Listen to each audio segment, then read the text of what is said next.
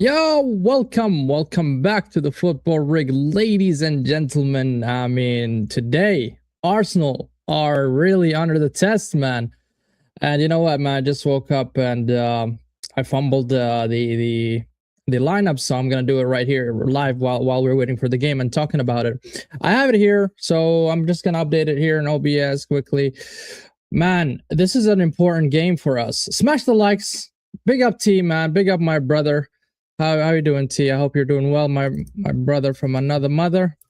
And yeah, man. I mean, Arsenal, they're having a good, I would say, run in the Champions League, and unfortunately in the Premier League, we're not looking so great. We're a bit hesitant, I would say, when it comes to the Premier League. And the last 3 games out of 9 points, we managed to get only 2 points, which is frustrating, and City are closing the gap, and City are managing to get closer and closer to Arsenal. And that's it's kind of expected when you have players that they never got over the line, and a manager that has been really putting the shackles on the team, playing so defensively, and some mistakes also from the players here and there. I'm not going to deny that, but the fact remains that the majority of the fault, I would say, that is on Arteta. And I hope he fixes up, because according to his press conference after the game against Man United, where we lost, he said that they were going to go for the win every time, and I hope that's the case.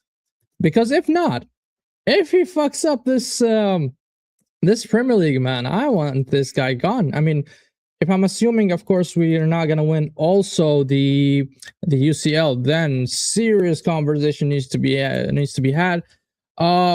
You can check out also Arsenal News Drill Down with a fantastic panel that I posted or we had yesterday, where we broke down, and some news is saying that also the board was not happy with Arteta's result against Manchester United, and I hope that's true.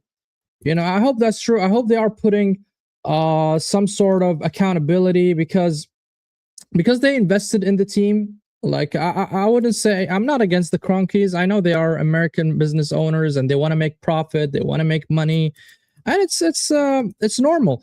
But at the end of the day, I cannot go on the owners, because I think they did everything within their power to support Arteta, to give him I would say, a platform and support in every aspect to win the game. And yeah, and I cannot go on the man. Yo, Dantrim, how you doing, brother? How you doing, man? I hope you're doing well. Hope you're doing well. Now, listen, I'm just doing the lineup quickly here, because I mean, bozo moment for me, because I just woke up, so I just went straight to the stream forgetting to do the lineup. So I'm doing the lineup here quickly, and it's good, man, to do it while we talk. So the Leeds United are going with a 3-4-2-1 lineup, and it's a bit defensive, I would say, and I think that's how they play generally in the league. But we'll see, man. Okay. Oh, man. And we're going to talk about Arsenal's lineup. And we saw the cameo from Havertz, and he's playing, by the way, guys. We're going to see the lineup now quickly for Arsenal as well. He's playing. Arsenal. Havertz had a brilliant cameo against... I know it's Karat Almaty, and it's not really... It was a dead rubber game anyway. But the things that I've seen from Havertz that I haven't seen from my captain, Martin Odegaard, is mind-boggling, honestly speaking. Because if we're gonna say that it's just Almaty, then I'm sure that Odegaard should have performed. So why didn't he perform? It's a big question mark. Is it Odegaard is not in form? Is it a tactical issue? But I think it's more related to the player. But the reason why we're having those kind of conversation is because when you have majority of your team, especially the attack, we're having issues in the attack. So if the majority of the team is not performing, then you gotta look at the manager. You have to look at the manager. It's just simple as that. When it's one player, then it's fine. Then it's fine, man. I'm good, brother. I'm good. It's fine. But all the players, that's something, man. All the players are playing shit against Manchester United. Not a single one was good. Not a single one, bro. Not a single player was good, man. Everyone was awful against Man United. And when you see the Karat Almaty, which is the recent game, when Havertz played that as a 10, man, he cooked.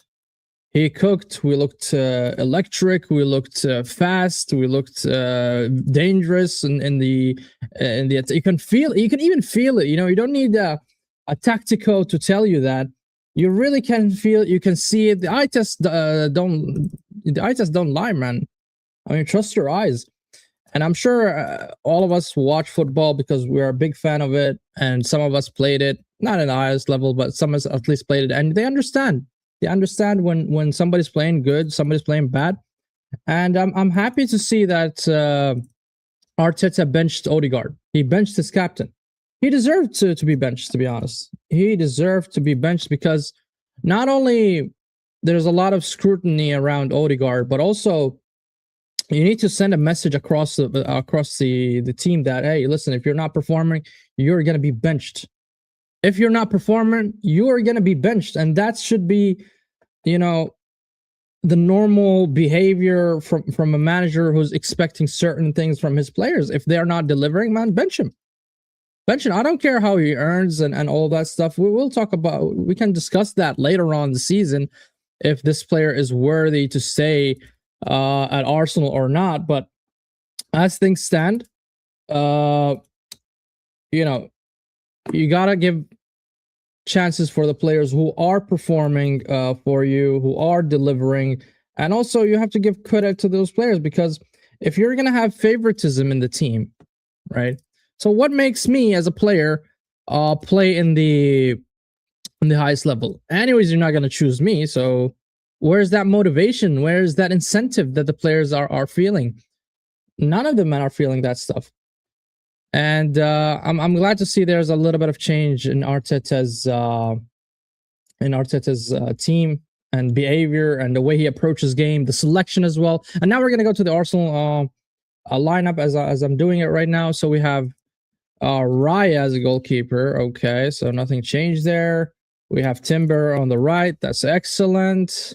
Saliba, Gabriel Magalhaes. So okay. Gabriel Magalhaes, man. So our defense also speaking of the defense, last game against Manchester United, man, they were complacency behavior from those defenders, and you don't expect to see that from Saliba, from Gabriel Magalhaes. Those are senior players. Those are good players, and we all rate them. I mean, we are saying that they are probably the best combo or the best partnership in the whole of Europe. But yet we're seeing, you know, some bozo moments. You know, the dormant bozo genes somehow is kicking in. And that's alarming. That's really alarming. So maybe it's, what did I say? It's fatigue. Is it something like that? I don't think so. I think it's just it's a mental thing. It's mental preparation. It is something that can be addressed by the manager. And that's the difference between a manager and a leader. There's a big difference between a manager and a leader, guys. A manager who just gives instruction to his let's say his staff or his employee. Hey, you go do this, you go do that. That's a manager. But a leader is somebody who installs certain behavior and attitude to the staff or employees, or in this case are the players, to perform in a high level without even taking the extra mile of babysitting them. And that's the difference between a leader and a manager. And the leader finds the best, I would say, the best, oh man, what was I gonna say? You know, the best advantage of the players or the best potential that they can offer you, and try to actually explore that with them and improve them. That's the type of leader. And I hope Arteta, I mean, I know he's still young as a coach, but he is what he is, man. Big up BBK, man. How you doing, bro? How you doing, my brother? Saka picked up a knock during warm-up. Oh my god. And this is another thing, guys. This is the another thing that we what the fuck, man? We cannot keep picking injuries while we are in a warm up or training. I mean, and this is something that has been repetitive with Arsenal. I don't know if you guys noticed, or like we had Saliba against Liverpool. We had a bunch of players that didn't feel well before the game. I mean, I start questioning, you know, the way we train. I mean, what are we training Marines here? What, bro? What's going on with the team? Oh man.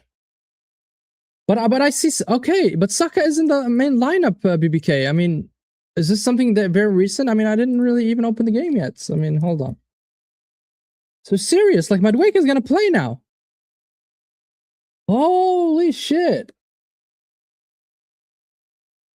Nah, this is mad, bro. This is mad. Yeah, man, I'm seeing messages now. Saka's injured. What the f? This is a laugh out of frustration. What's going on? What is going on, guys? Saka picked up an injury in the warm up. That's according to the latest. Wow.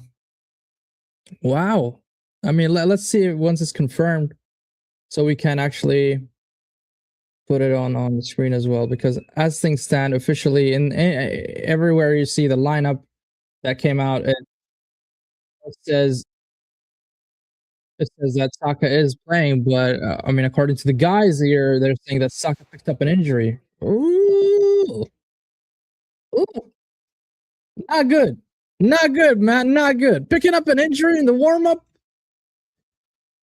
Yeah, this is something we need to look into. What's going on with Arsenal method of warming up? Man, you're warming up. You're not even training. I mean, maybe in training, that's an easier pill to swallow because it's training. It could be intense, but warm up. What the fuck is this about warm up? What? Oh my god, I'm waiting like for an official statement here, but the guys are quite certain. I'm seeing the comments are going nuts. Maybe I'll have to go to X and see. But yeah, man, this is absurd. This is absurd. I want your thoughts, guys. I want your opinion, and also don't forget to hit the like button, and don't forget to subscribe to the channel if you are new here. It helps us grow. I'm one sub away, guys, from 400. So please, man, I want to reach 400 this stream. Please, man, and I cannot do it without you guys. Oh man, but warm up. Oh shit, bro.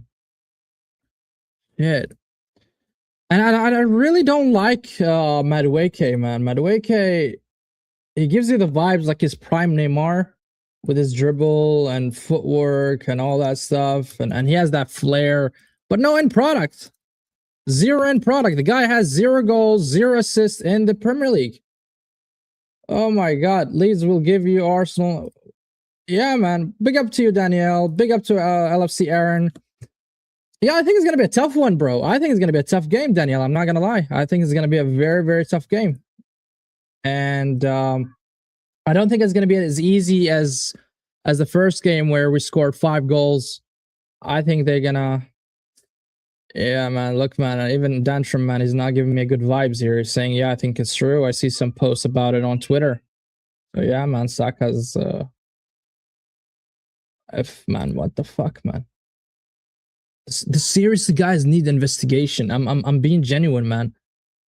Madueke is absolutely scrub. Yeah, man, he is, man. You fooled us, man. Again, man. 50 million down the drain. I think that's the new chant that will be there. 50 million down the drain. Just like the Kai Havertz. But I hope Kai Havertz really, play well, bad goals. Because I am not really seeing that. Oh man, what do you guys think about this? I mean, is this something normal that players get injured in warm-ups? Is this the norm? Because I don't recall that I see a lot of players getting injured during warm-up. It's just something Okay, so now I hear the pundits as well are saying this. They're saying that Madueke is warming up. I think he's gonna be playing. So once the official lineup comes out, I'm gonna change it and update it with the latest one.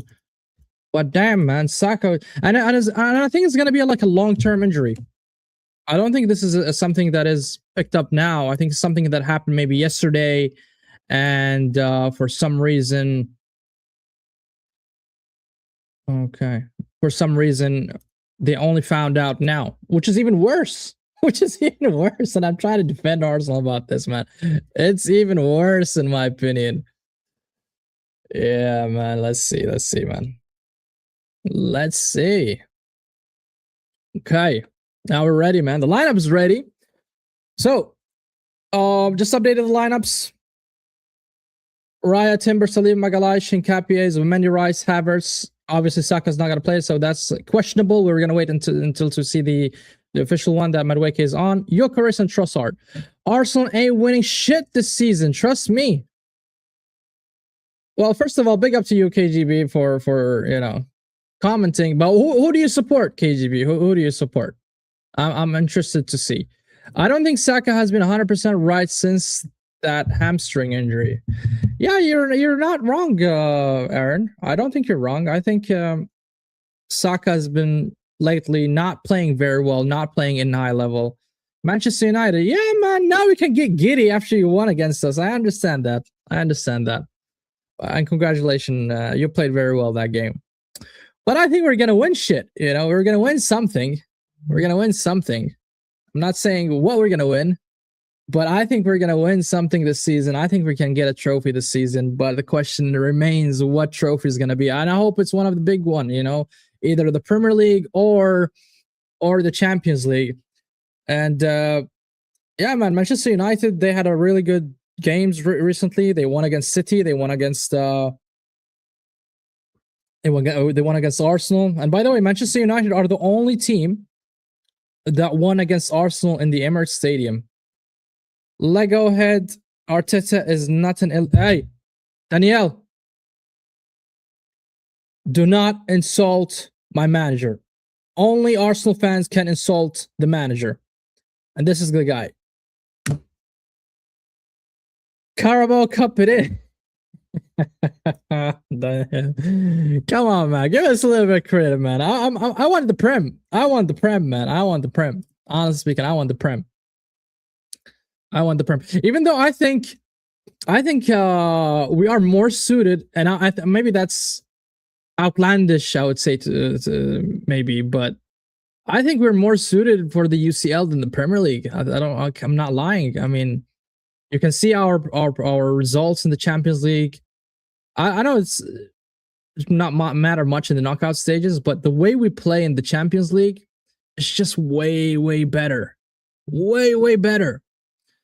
Rival fans called Arteta Lego head.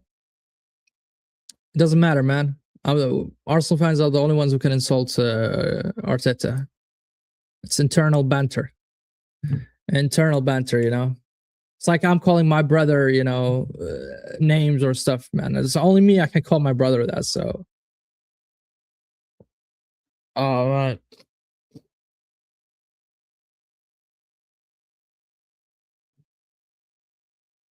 Oh my god, it's true, guys. It's official. Saka's out. The guy didn't even start, man. Saka's out. What should I put it in the lineup? Should I put out, injured, or something, or just remove his name? Well, it should be out because it's not a substitution. So, oh man, fucking hell, it's gonna be a long night. It's gonna be a long night with this guy, Madueke, man. Oh man, I wish we never sold. Not sold. I mean, let go Ethan 1 year, because I believed Ethan was even better than Madueke, man. I don't know what this team is doing. But yeah. So I'm gonna remove Madueke from the bench because this is an odd one for me. An emergency change. So I don't think there is somebody who's gonna be in replacement of Madueke. So we're even short in the substitutions. Phase 6 of Arteta. Congratulations. Yeah, it's not a trophy, but it's something, you know, optimistic to see when Arsenal are playing. Man, you can chill out with the caps, bro. You don't need the caps. Believe me, I'm reading every comment. So just chill out with the caps, bro. Unless your caps lock are broken or something. Nwaneri is a good player. Yeah, man. This is what I'm saying. And you know, guys, most of the players, the majority of the players, like the elite players, and I'm not saying Nwaneri, for example, is Messi or Nwaneri is Cristiano Ronaldo. Obviously not by a long shot. But what I'm trying to say, most of the players, the elite players that we've seen, especially the attacking players, they always start their careers as wingers, right? We've seen Cristiano start as a left wing. We've seen Messi start as a right wing. And then with the years, with the seniority, with the experience, they start moving towards the central areas. And I think Nwaneri should have had that run. I really do, because I think Nwaneri is way, way better than Madueke. At least Nwaneri scores goals. At least Nwaneri assists. You know, you can feel every time that Madueke has the ball. And I'm not going to lie, guys. I would genuinely start Max Dauman over Madueke. I swear I would start Dauman over Madueke. You know, I'm not putting down Madueke or anything. It's just he's not been performing, bro. He's not been performing. I gotta call. You have to call a spade a spade. The guy is not performing. So what do you want me to say? You want me to say he's good and all, and we have to back him up? No, bro. We are in a brutal business. We have to be ruthless with our decisions, especially when it comes now when we are competing in a high level. We want to win the league and stuff. You have to be ruthless. You absolutely have to be ruthless. You have to make the difficult calls. And even though sometimes financially it doesn't make sense, because Madueke cost the club 50 million. And my prediction, well, thanks first of all for reminding me. I want your prediction, guys, as well. Put it in the comments. My prediction, what was it in the Corapod, man? I predicted something. I forgot. I think it's 2-0. I think I predicted 2-0 or 3-1. I think we're going to win with 3-goal margin. I genuinely do, because I think this is a game where Arteta needs to fix up, and I think he's going to throw the kitchen sink if he doesn't. I think is going to go all in. I don't think he's going to accept the draw or loss, especially after, you know, the abysmal performance that we had against Manchester United, and also dropping points against Nottingham Forest, dropping points against plenty of teams. I don't think Arteta will allow it. I think he's gonna ask Raya to go to attack as well. if he can, he will. I promise you that. I promise you that, guys. I think he's gonna go all in. So I think that's why. And with all the respect to Leeds, we are a better team. We are more superior against Leeds. I mean, with all the respect to Leeds, I know Leeds are a Premier League team and all that stuff, but on paper, if we're looking at the players, we are better than them. Come on. I'm not saying something crazy here. Or am I? Or am I saying something crazy? Well, the players are entering the pitch right now. Let me see that hairband. There we go. Madueke is in. Yeah. Shit. Yes, but the morale is low now that you lost to Man United. Yeah, it plays a factor, KGB. I totally agree with you. It plays a role. It plays a factor.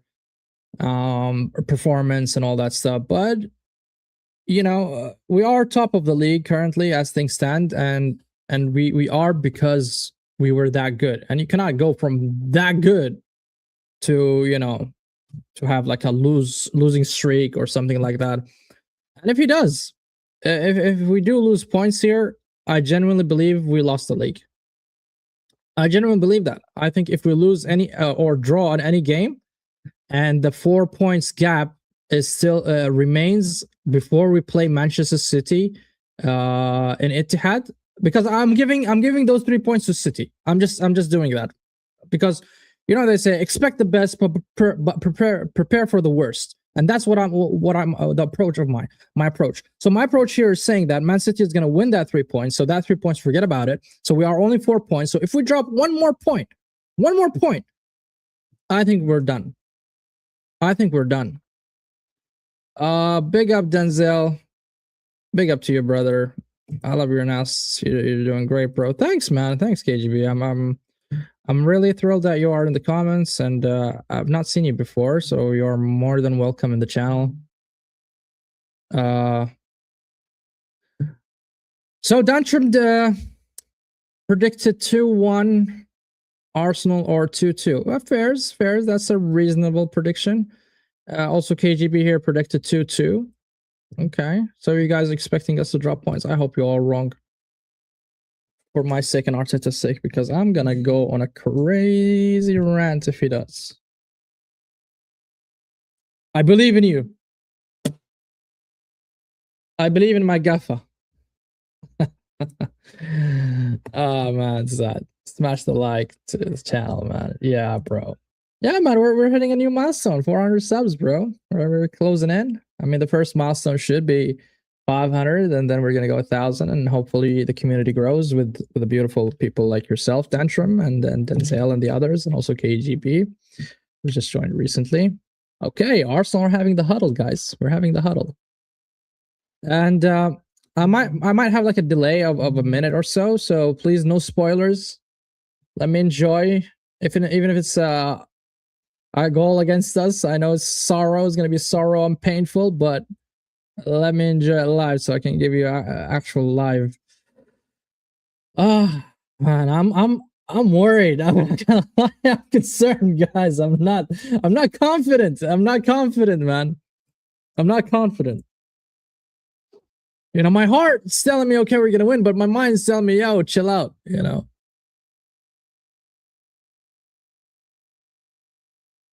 Man, I'm not confident, I swear.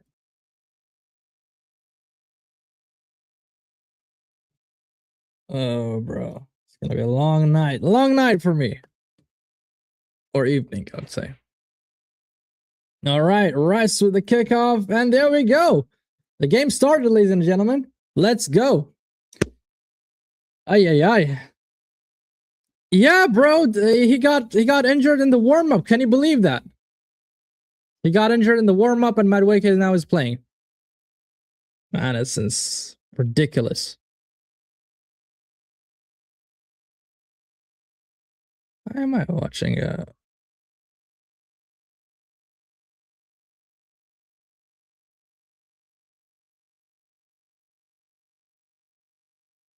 Okay. We gotta watch out, guys. Elland Road is not an easy ground to go to, man. Not an easy ground.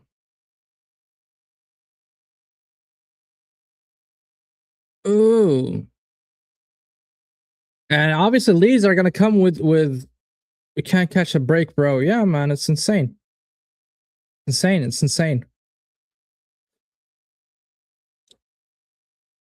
You know, we cannot allow them. Look, the momentum now is with Leeds. They are excited. They're having the momentum because it's their ground. I mean, obviously, if you're playing your ground, you want to prove for your fans that you're gonna win, and you show them that you can. But we gotta show resiliency, and we have to hold our ground and make sure to punish their mistakes if they go high on the pitch and we hit them on the transition. Madueke again. Our fake Neymar. What is that? Is that a corner?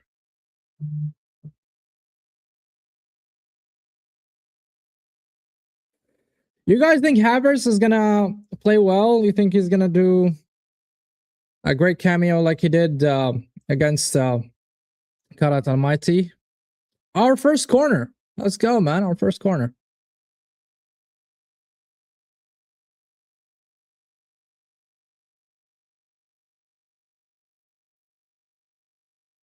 Oh my god. I hate Madueke with the corners, man. He's awful at deliveries.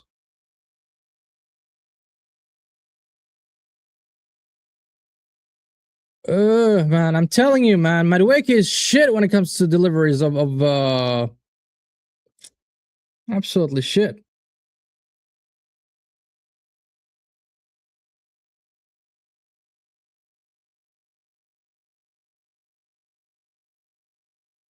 Yeah, man. But unfortunately, we don't have Saka on the right side to make a good delivery. We have Madueke. Madueke is a bum when it comes to corners. Probably he's the only. Is he? No, we have Hincapié as well. I mean, we have Hincapié and Madueke. They're the only left-footed players that we have on the pitch right now. Okay.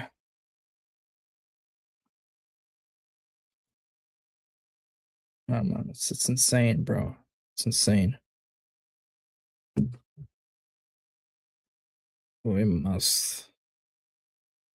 Yeah, man, I'm having also Arsenal fan panicking, and saying, we have to win tonight. Yeah, man, we must win. Obviously, we must win. What do you mean, bro?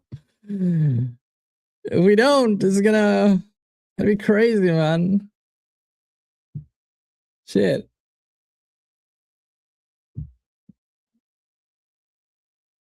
Let's see, man. Maybe we're gonna find a new partnership between Havertz and Gyökeres, man. I'm hoping that those two work out and actually bag goals because we really, really look awful in the attack. Awful. Can't believe it, man. Oh. Rice, our general in command. Probably he's the most frustrated player out of the 11 players on the pitch right now. I mean, the way that he was shouting. I mean, I don't know if you guys seen it before when he was like, it was caught, and it was we read it, and it was obvious that he was said like fuck the shit, or basically swear now out of bad results. And you can see the frustration in his eye. Big up, Yasser, man. Big up, my brother. How you doing, bro? Big up to you, man. Okay. And we need this win before we speaking of Yasser, because he's a Chelsea fan. We need this win before we play Chelsea, because if we continue with the bad results and going against Chelsea, I think that's going to be a tough one as well. Nah, man, Yasser doesn't hate watch. Yasser is he's a gentleman, Dantrum.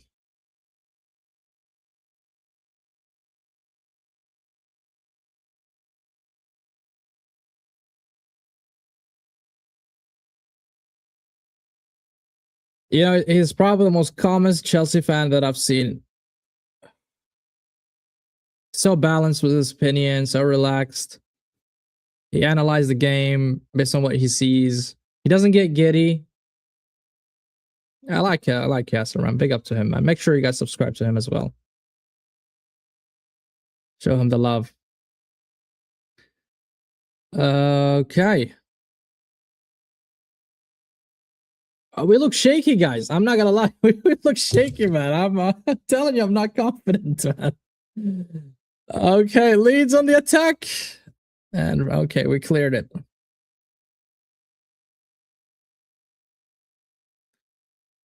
I'm shocked that Zubamendi is playing as well. I mean, after the mistakes and the bad game he had against Manchester United, Arteta still trusting him.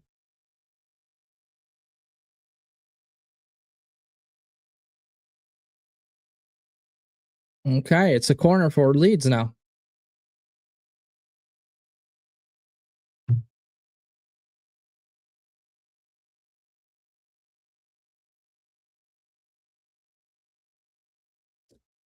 I mean, guys, Leeds are also dangerous in set pieces. Against Crystal Palace, they scored like 4 goals from set pieces, so we gotta watch out.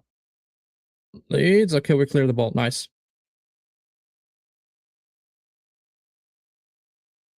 Nice, Gyökeres. Gyökeres with the defensive duties.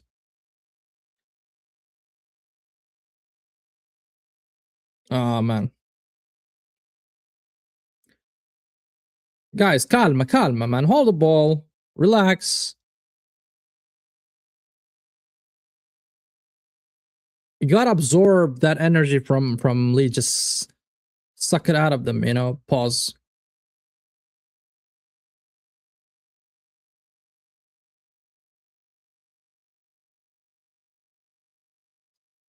Trossard.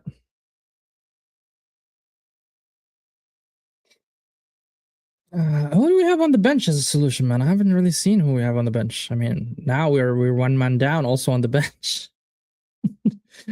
Okay, we have Odegaard, Jesus, Eze, Martinelli. Okay, we have some solutions. We have some solutions. Man, I feel bad for Eze, man. I really do. The guy was a superstar at Crystal Palace, and he came to Arsenal, and reality just hit him like a train. And to be fair, he's been underwhelming as well. Oh my God, Gyökeres with an awful first touch. You cannot give the ball easily back to them, man.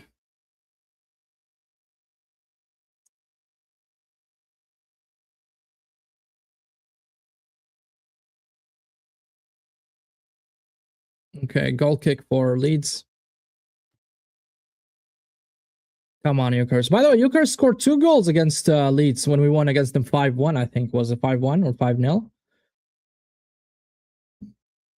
So I hope he scores again.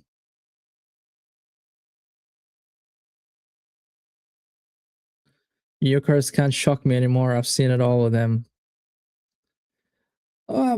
Well, I'm willing to give him the benefit of the doubt, Denzel, and wait until the end of the season, and then judge him. You know, and you're right. So far, he's been awful. I'm not defending him by any shape or form, but I'm willing to give him until the end of the season. You know, I'm willing to do that. Maybe he'll turn things around. You know, maybe start bagging goals in the UCL, the knockout stages, very important goals. And I don't mind, you know, if your goal tally is low, but you're scoring at big moments, which helps the team win eventually trophies. None of that matters, you know. And we've seen Drogba first season with Chelsea. He scored probably 10 or 11 goals, and look what happened with Drogba later on. He became one of the legends of Chelsea. And by the way, he joined Chelsea at an almost similar age profile as Gyökeres. And maybe Yasser, if he's there, or Daniel, you can ask those Chelsea fans what do they think about Drogba. I think they all rate him, they all like him, they all love him. So I hope that's the case with Gyökeres. Shot from Leeds! Oh my lord! Oh my! My heart stopped. All right, that was dangerous one, man. Dangerous attempt from Leeds. Shit. Get the shot, man. They gave him a lot of space. I mean, Zubimendi again. He's supposed to close that space and close that gap and get in. Man, it's weird, man. Zubimendi, what's going on, man? He's been awful. Horrendous. Gyökeres, foul against Gyökeres. How did they allow him to shoot like that? All that space.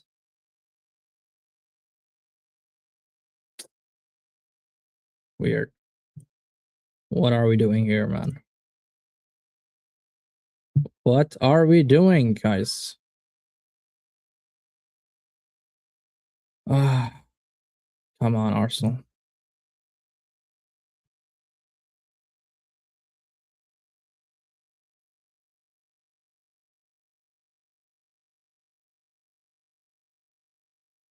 Leeds.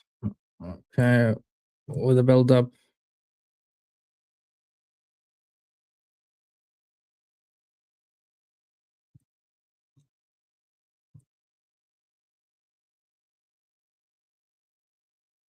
Gyökeres with a pass to Havertz. Nah, did not connect.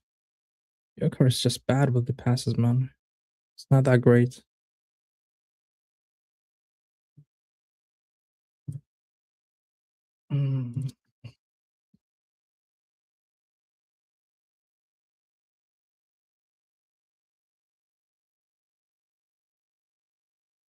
Okay.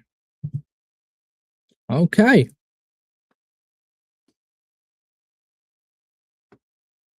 Leeds playing from the back. Gabriel Magalhaes intercepts. Oh, man.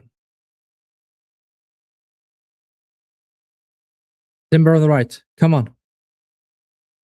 Timber. Saliba's supporting him.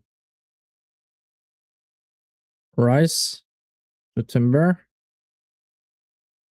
Madueke surrounded by 3 players. There's no way for him except backward. Come on, guys, find the spaces, man. Quick passes, man. 1-2s. Let's go. Nice, Rice.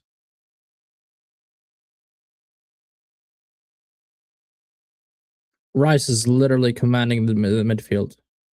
It feels like Zubimendi is a goner, not a gooner, a goner. Madueke beats his man, goes in.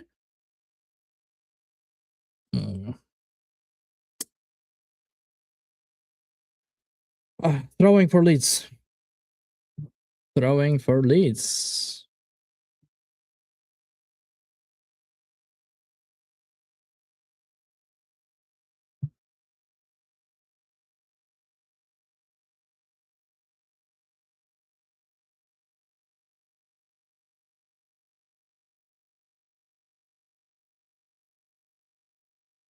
There we go. Who's that? Havertz. Goes all the way back to Raya. Raya. A long ball from Raya.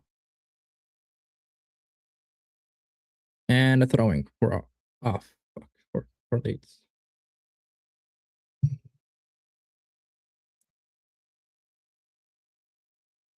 I've never seen Arteta once sit.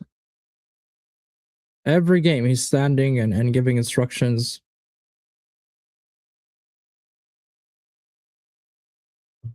Do you think the players are annoyed by that? I think it could be annoying to the players as well. Trossard, nice to Eucharist. Nice to Havertz. Oh, shoot! Zubimendi. What was that, Zubimendi? What was that shot? Are you passing the ball to the goalkeeper, man? What the fuck? Do you see City dropping points against Spurs? Well, I'm hoping, Danielle. I think Spurs are considered to be their bogey team, so I hope that's the case. I hope that's the case. You cannot trust Spurs to do stuff, but if I'm gonna trust that Spurs are the bogey team of City, I hope at least they can nick a draw out of them, man, or just make them lose points. That's all I'm hoping, man. Our Spurs are in relegation battle. Yeah, man, that's another story, and it's quite surprising for me to see Thomas Frank still managing Spurs. Honestly speaking, I don't know how they allowed him to stay like that. I know he's doing well in the Champions League and he qualified top 8, but that's not good enough. It's not good enough. I mean, we've seen Ange Postecoglou getting them a trophy, which is the Europa League, which allowed them anyways to be in the Champions League, and yet he was sacked.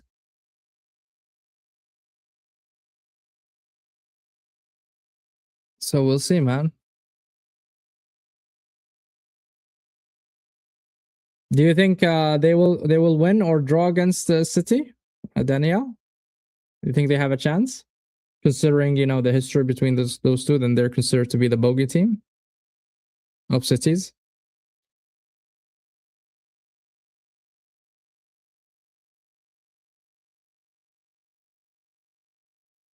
Raya.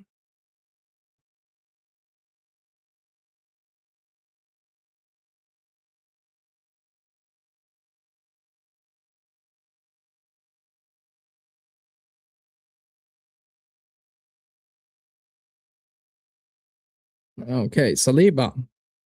Nice, Saliba. It's not a foul? Okay. Timber! Oh my god. Timber loses the ball.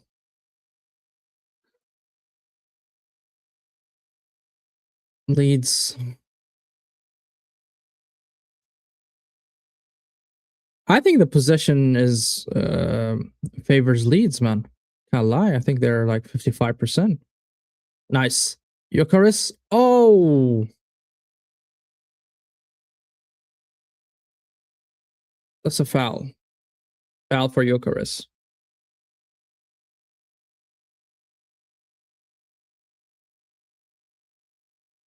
Does that deserve a yellow card? Hey, man, that looks. He stopped a very dangerous attack. Shouldn't be a yellow card, no?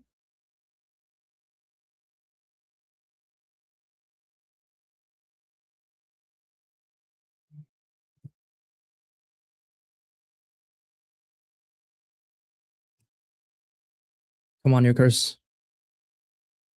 Nice, Gyökeres.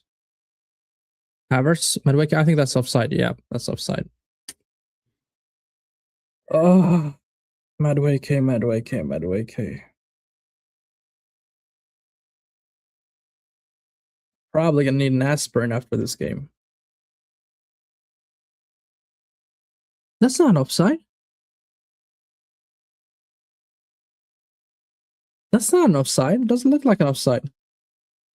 He should have let the ball, carry on and wait. If the VAR season draws a line, then fine.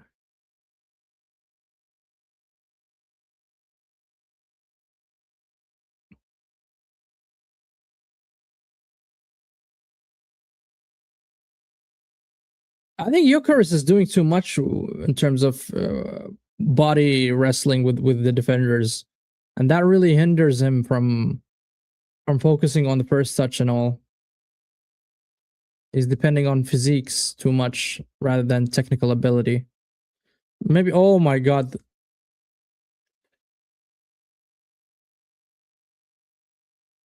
Rice.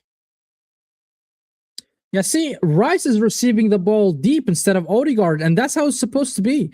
But when Odegaard plays, he's the one receiving the ball from Raya, Saliba, or Gabriel, which is weird because Odegaard for me is supposed to be the 10, and yet we see him playing in such a deep role. I mean, nice, Nketiah keeps the ball alive, keeps us inside, and Trossard.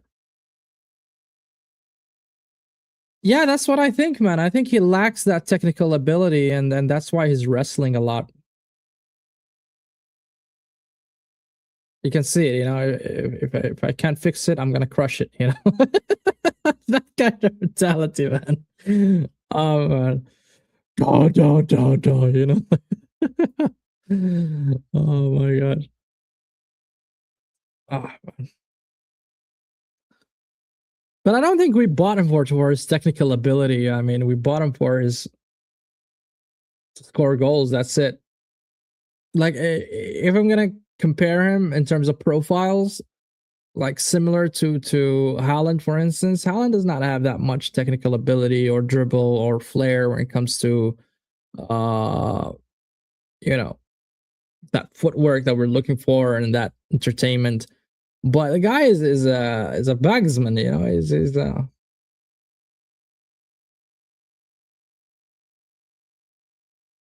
grok smash.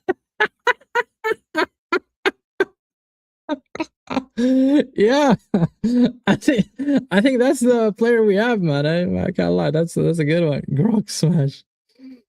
I like it. I'm gonna steal it, Denzel. I'm actually gonna use it. I'm actually gonna use it if he scores. Grok smash. If he scores, I'm gonna tweet it. And somehow I'm gonna try to put a picture like the Hulk, but with Joker's face, man. That would be amazing. Nice. Trossard on the left. Cross. Oh, okay. Now we're talking. Come on.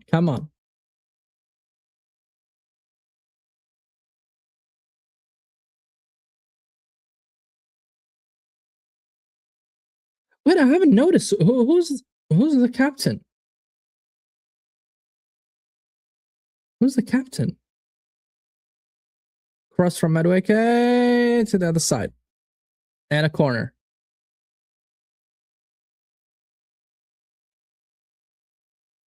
I'm serious. Who's the captain? Gabriel. Okay. So Gabriel is ahead of Rice. Yeah, I see the armband now. Yeah, you're right. So the hierarchy, according to Arteta, is Odegaard, Saka, Gabriel. Interesting. Yeah, man. I think Rice should be the captain, bro. Rice with the corner. Come on, Rice. Inside the box. Ooh, cleared by Leeds. Now that's a delivery, man. That's a good delivery. Gabriel cross. Oh, Rice. Nice in Capier. Nice to Gabriel. Gabriel trying. Passes the ball. Cross. And throwing for Arsenal. Okay, we start knocking the door, guys. We start knocking the door.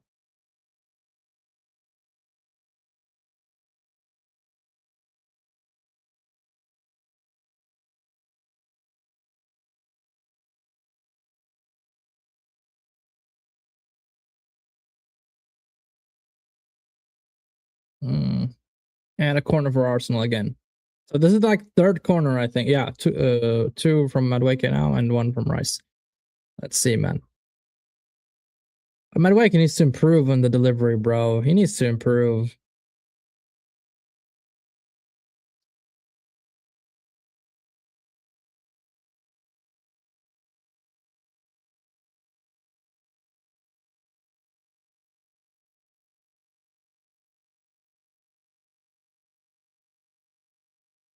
Oh my god. What happened there?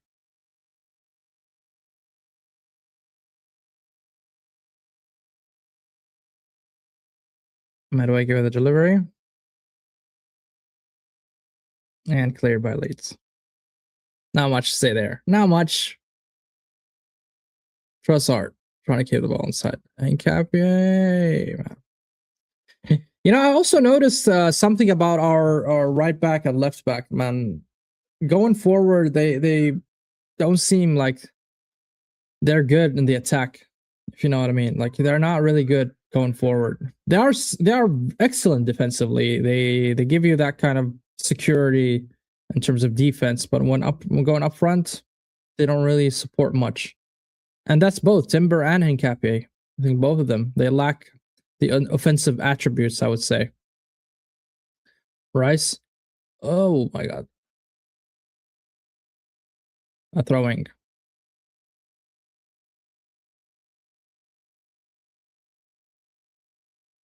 All right, Rice with a long throw. Let's see, after hiring that long throw specialist, let's see if we can bag a goal.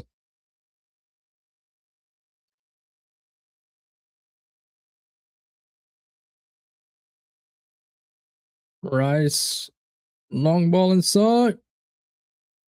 And cleared by Leeds.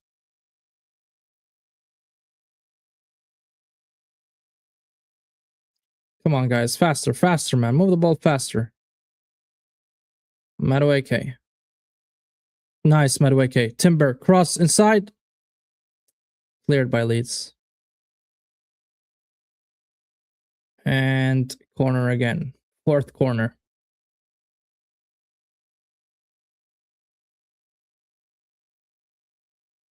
At least we're forcing them back and we're, you know, knocking the door. We're attacking. We're attempting.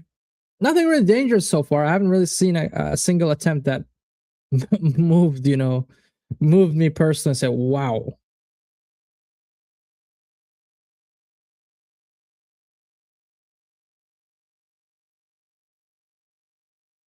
Havertz and okay. Madueke. Inside. Oh, they cleared it.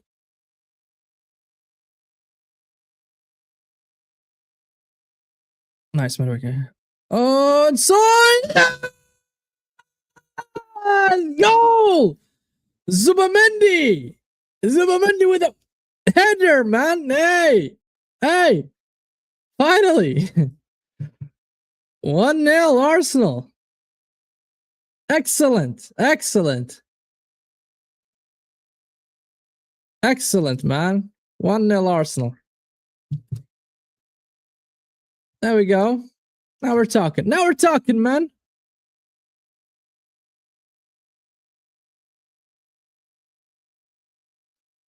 Good cross from Madueke inside the box. Yeah, that's a sublime goal, man. There we go.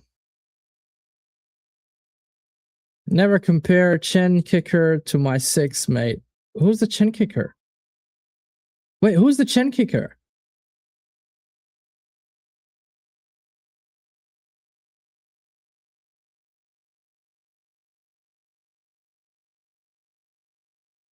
I don't know who you mean by that, Denzel. The chin kicker. Oh, not real. Caicedo. Nah, man. Caicedo is. I mean, he's better than Zubimendi, bro. Come on. Come on, man.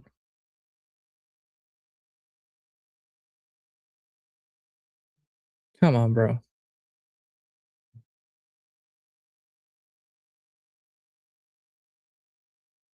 You know, I'm a big Arsenal fan, but I wouldn't say Zubimendi is better than Caicedo, man. Come on. Let's not do that. Let's not do that, bro. If you said Rice is better than Caicedo, I'll say okay, yeah, I agree. But Zubimendi and Caicedo, you're shameless. You're shameless, Denzel. Caicedo has been ass lately. Yeah, maybe he's in a bad form, but also Zubimendi has been ass lately as well. I mean, Manchester City will beat Spurs. All their fans want to lose that game. Why? Why would their fans want to lose? Oh yeah, because yeah, man. Yeah, they will throw the towel quite early. Yeah, you know they're having the same mentality as some Arsenal fans. They tell you that they don't want Spurs to win because of the rivalry. I don't get it, man. I never considered Tottenham to be my rivals, bro. They're irrelevant to me to consider them my rivals. I know there is like history between the two clubs and all that crap, but I don't give a shit, bro. Because for me, Spurs, if they win, I mean they're stopping City. That's more important than my rivalry or whatever against Spurs, man. Yeah, coming from you, Denzel. Yes, that says a lot. Yeah, that says a lot.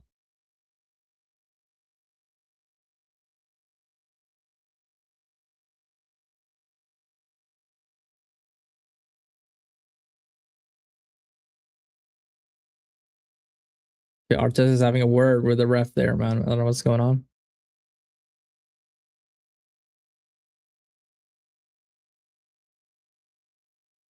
I mean, we all remember the Spurs game when the 2 points gap between us and City. I think it was 24 20, 23 24, where we lost the league with 2 points, and Son just missed that goal like against City. That's sitter. And a lot of Spurs fans celebrated that. And they missed out on top four, by the way, because of that. Which I find, weird. Honestly, it's weird, man. Weird.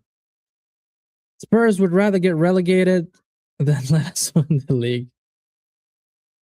Deadline day on Monday. Yeah, I don't think there's business going on for Arsenal, to be honest. I mean, barring the loan for Nwaneri to Marcel, I don't think that anything will happen.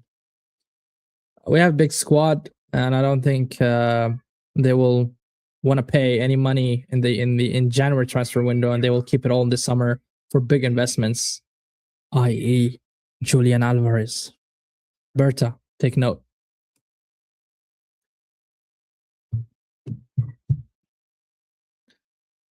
Yeah, that's true. That's also true.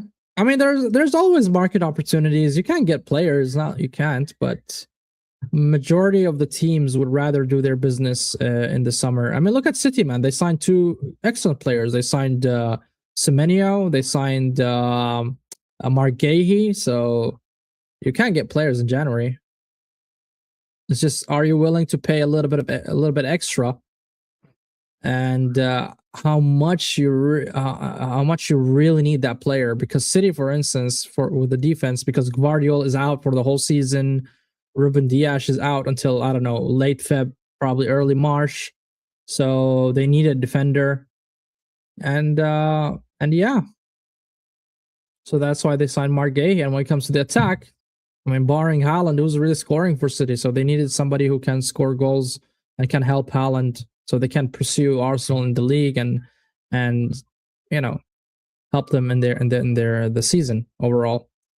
City got players in January. Yeah, that's what I'm saying, man. That's what I'm saying. Oh yeah, he got the assist. Yeah, man, that went under the rug for me. I didn't really pay attention. Yeah, right. That was an assist from Madueke. Finally, let's hope he scores a goal now. Madueke, okay. Zubimendi, Timber, okay, and a corner. Another corner for Arsenal, man. Yeah, man. Finally, he opens the books.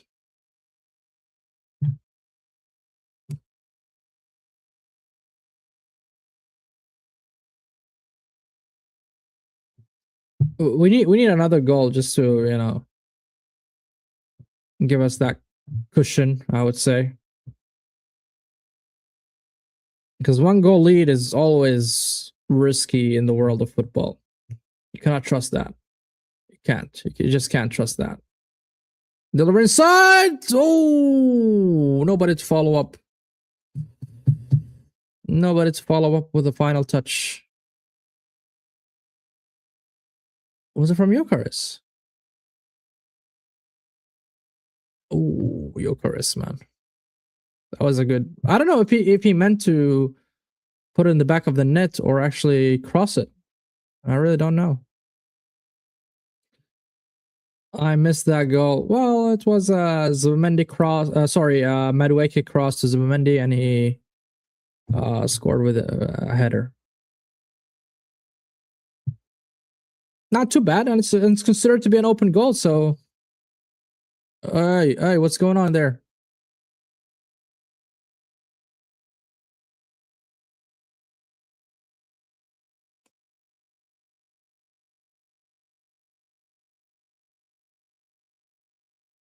I hope Gabriel's okay, man. Calvert-Lewin with the Calvert-Lewin ruin.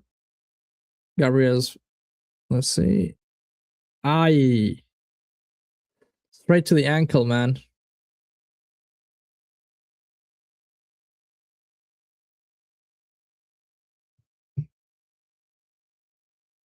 He stepped on his toe.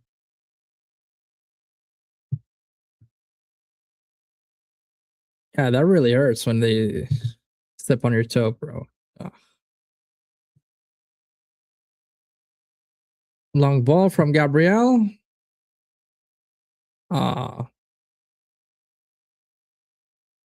Madueke was unable to to get it under control, fortunately.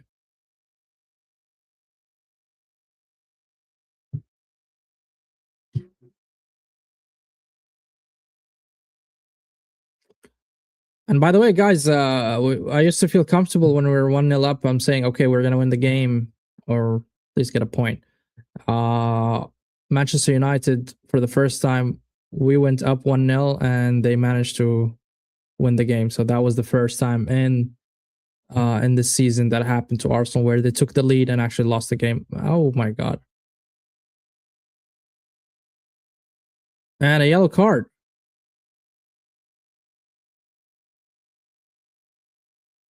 First yellow card of the game against the Leeds United player. Yeah.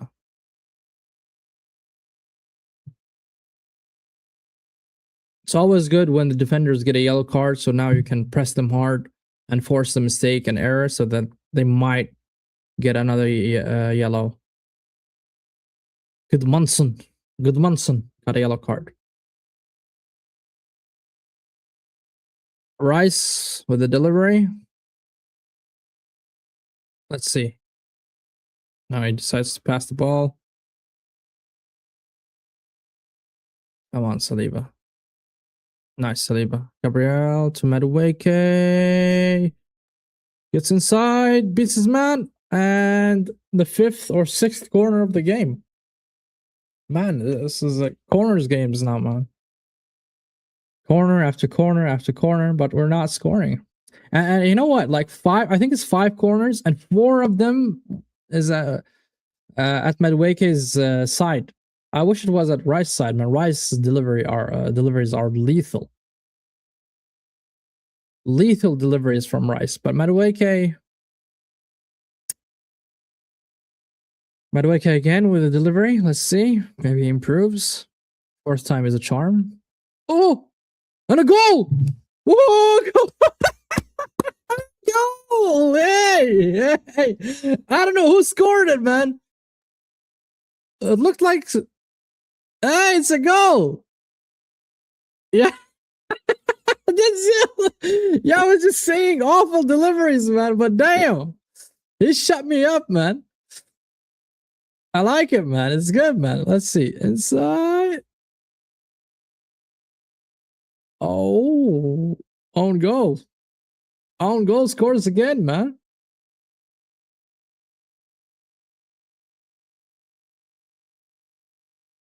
Calvert-Lewin.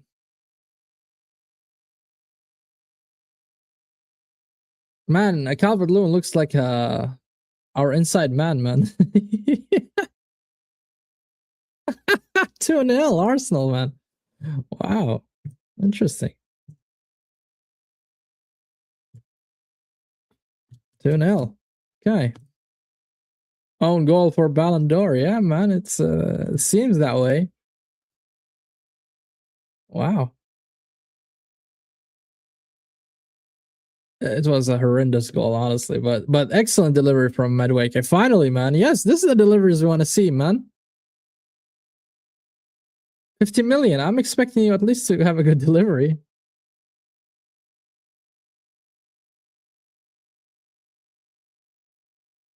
So it's considered as Darlow own goal. That's what Dantrum's saying, and it's true.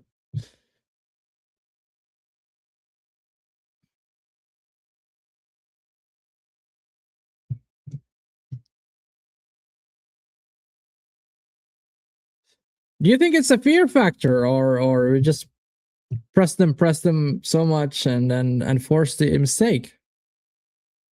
Because that goal is that was a very poor communication between the goalkeeper, Darlow, and Calvert-Lewin. Very poor communication. Because normally when the goalkeeper, heads toward the ball and he wants to catch it, he needs to say like a certain word, or say like leave it or something, or shout, and all the players or all the defenders at that point should duck. That's like the norm in football. In a professional level, they all need to duck. I mean, the goalkeeper just shouted, that's it. That means that he got it. You got to trust your goalkeeper to catch the ball. But there was obviously poor communication. Probably Darlow didn't even shout or say anything, and Calvert-Lewin just deemed it necessary to intervene and force that kind of own goal, man. Yeah, listen, I'm not complaining, but I'm just saying.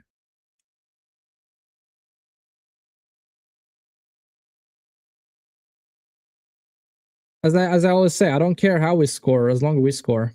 Zubimendi, there we go. Nice from Zubimendi. Nice. Rice. Yeah, there we go. Move the ball faster. Come on. Hey, Trossard. What the hell are you doing, Trossard? Why was that, man? Nobody was there.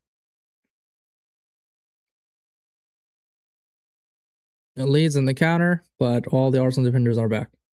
Okay, we're good. We're Gucci. Possession wise, 45% for Leeds and 55% for Arsenal.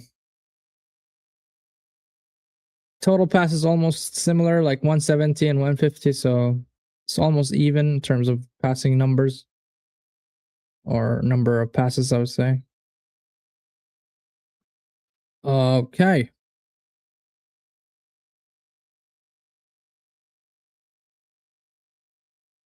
Leeds on the attack, on the edge of the box, cross, and Rice blocks it. And another cross, blocked by Hincapié. Nice. Again, cross from Leeds, side, but cleared by Madueke. Good job. Okay, a player down. We have a player down.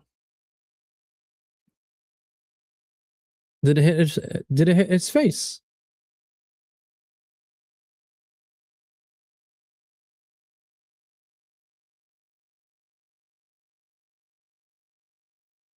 Okay, let me see then.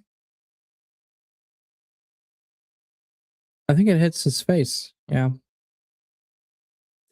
But Trossard is down. I don't know what happened to Trossard. All of a sudden.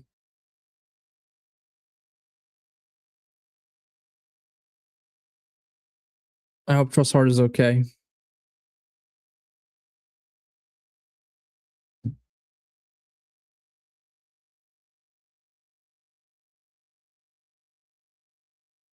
That's the second goal again. Let's see. Yeah, very awful from very abysmal defense from Leeds.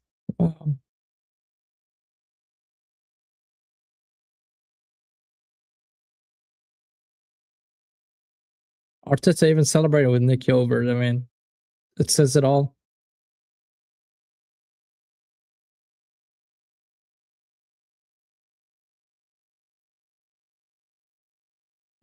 Okay. Oh, nice, Madueke. Oh, foul given to Leeds, man. I don't consider that a foul, man. It just, shoulder to shoulder. I mean, what's wrong with that? Oh, nice, Timber. Yeah, man, says it all, man. I mean,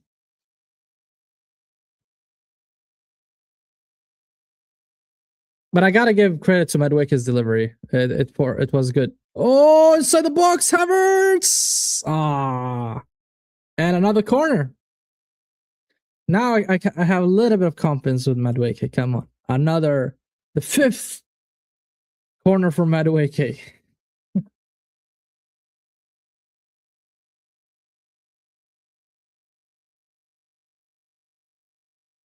Havertz was a little bit late, like probably a second late to crash into the box. He would have been in a better position to attempt the shot.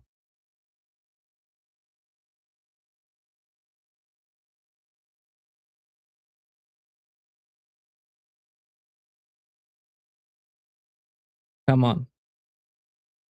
6 corners. Oof. Madueke again, but clear. Come on, pass outside. The outside. Look, outside. To Rice. Ah, man, pass it to Rice. Rice to Madueke. How many minutes added to the stoppage time? I don't see it. 2 minutes. Rice inside to Gabriel. Oh my god, cleared by Leeds. Shit. 2 minutes added.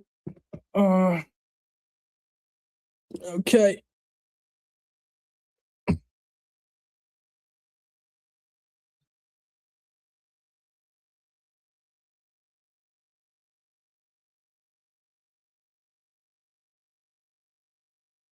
Yeah. Oof.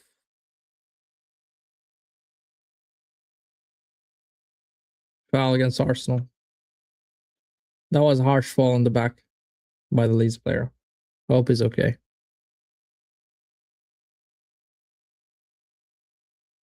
Very horrible landing.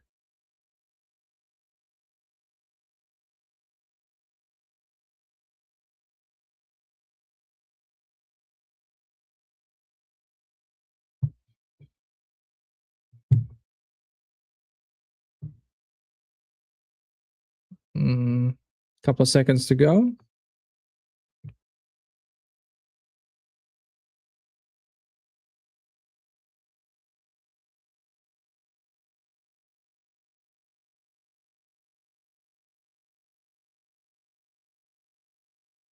Okay.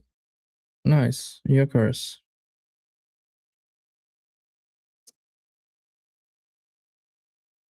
There we go. First half is over, guys. Let me just put the timer off quickly and we can discuss and analyze and drill down the first half. I would say good performance so far. I mean, we knew this is not going to be an easy game. We knew it's going to be tough for Arsenal to get those 3 points. A pundit just said Arsenal looking like the title favorites. They are. Man, these pundits change their opinion quite frequently, man. They're flip flops.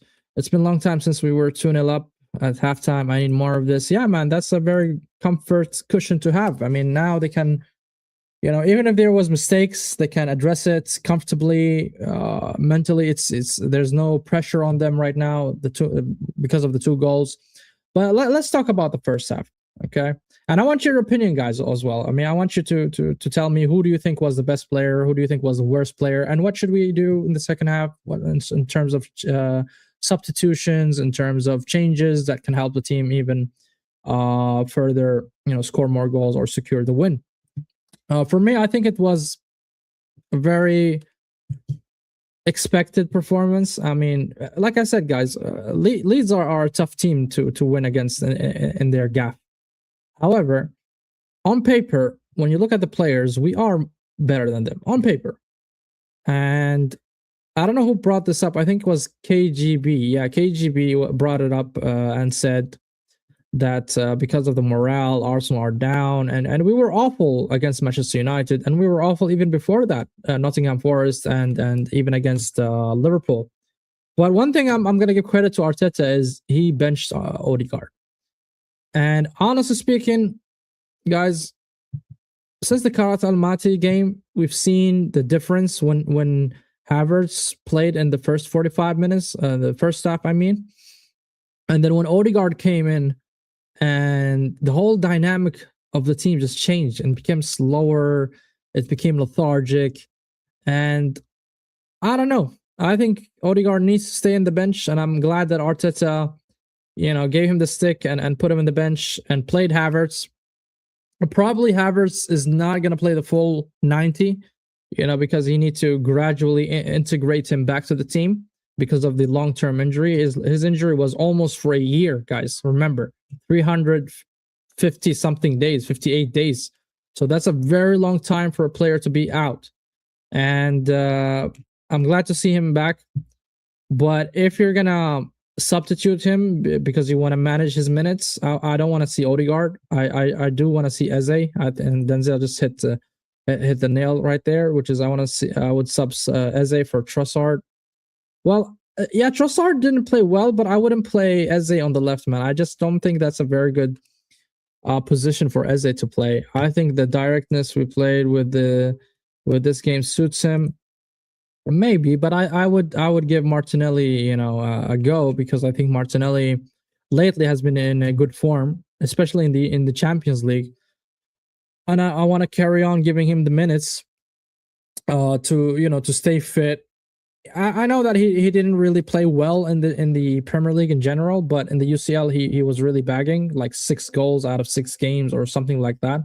So it's a very good stat for a winger, and I would like that to carry on, and I don't want his momentum to slow down. So that's why I would play Martinelli instead of Trossard. So let's talk about the best player on the pitch. I think the best player on the pitch was, yeah, let's see, man. It's not an easy one.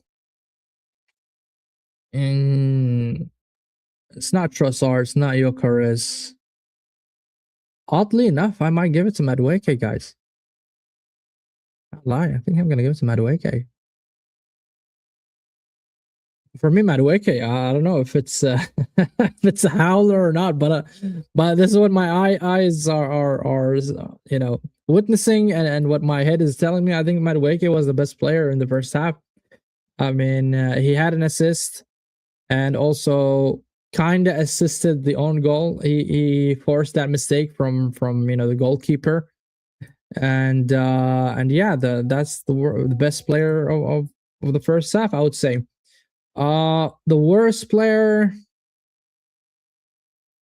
probably Trossard. Because I haven't seen Trossard. Zubimendi, the best player. Yeah, that's not a bad shout. I think it's between Zubimendi and Madueke, honestly speaking. Yeah, it's not a bad shout. It's not a bad shout. But I think in the first 20 minutes, I would say I haven't really seen Zubimendi.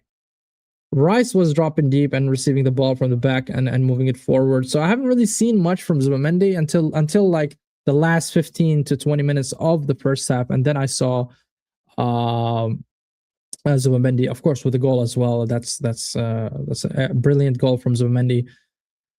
But yeah, that's not a bad shout. That's not a bad shout. I would say Zubimendi. So what should we change in the first in the game to make sure we secure the win? I would give Martinelli a go. And if Havertz needs to be benched, then I would play Eze instead. I repeat, I will not play Odegaard under any circumstances. Arteta, be a man. Be a man. Don't be fraud. Do not be a fraud and play Odegaard. Please. I don't want to see that guy. I don't want to see that guy, man. Sorry, man. Odegaard needs to hold the bench. Odegaard must hold the bench. So who do we have else in this substitution? Probably we're gonna see Jesus, I would say. Yukars, he didn't do much. Honestly speaking, he didn't do much. So let's see. And based on and this is where the manager needs to know which player is fit. Like if Timber you think that needs a rest, then you should, play Benny Blanco or Ben White.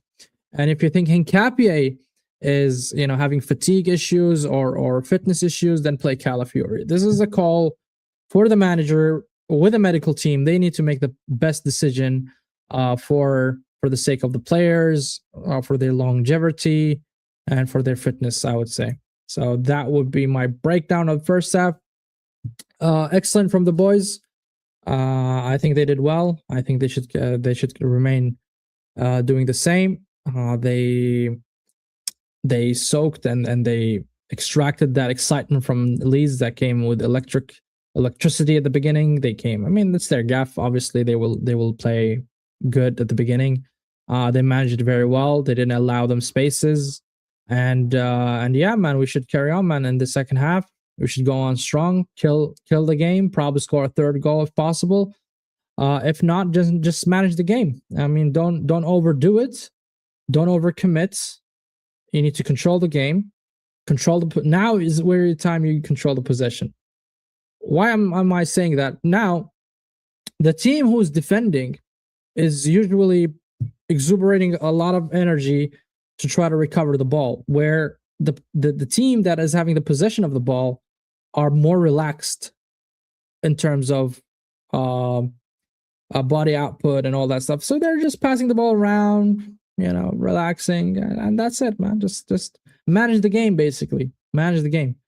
But do not allow them to score, because if they score and we're only 2-0 up and it's 2-1, it's going to be a long night for you, Arteta.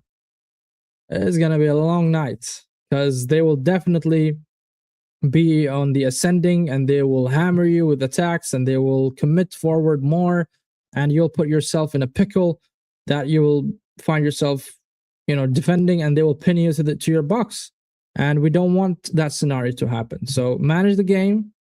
Try to kill it by scoring a third goal, or even a fourth if you can.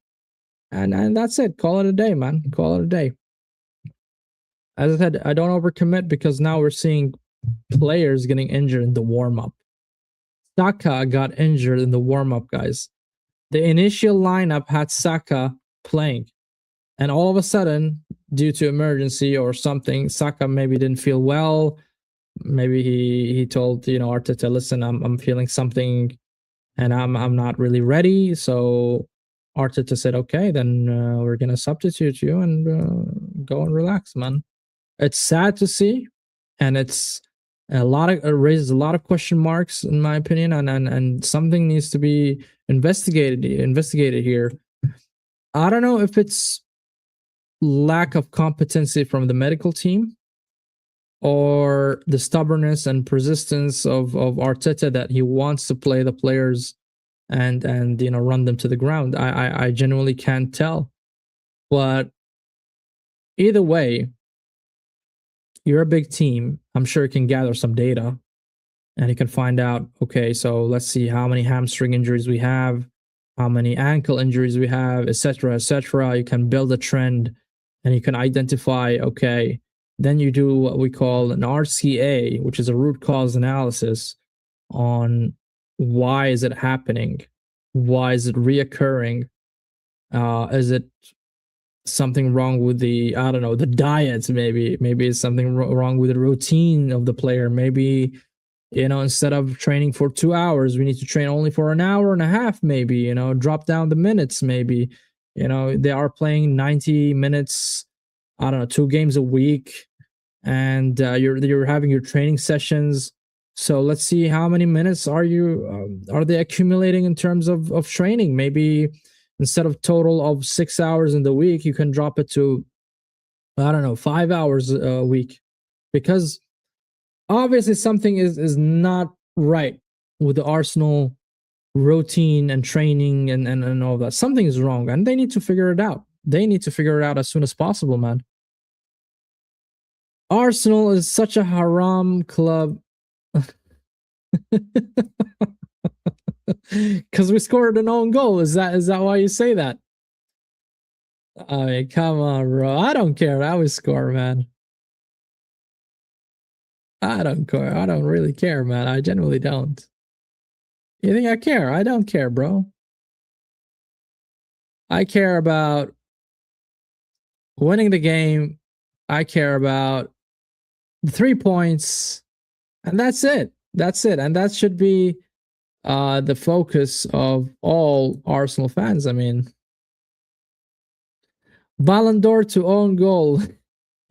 Yeah, also, what's his name, man? Who said it? I think, yeah. There we go. Denzel. See, own goal.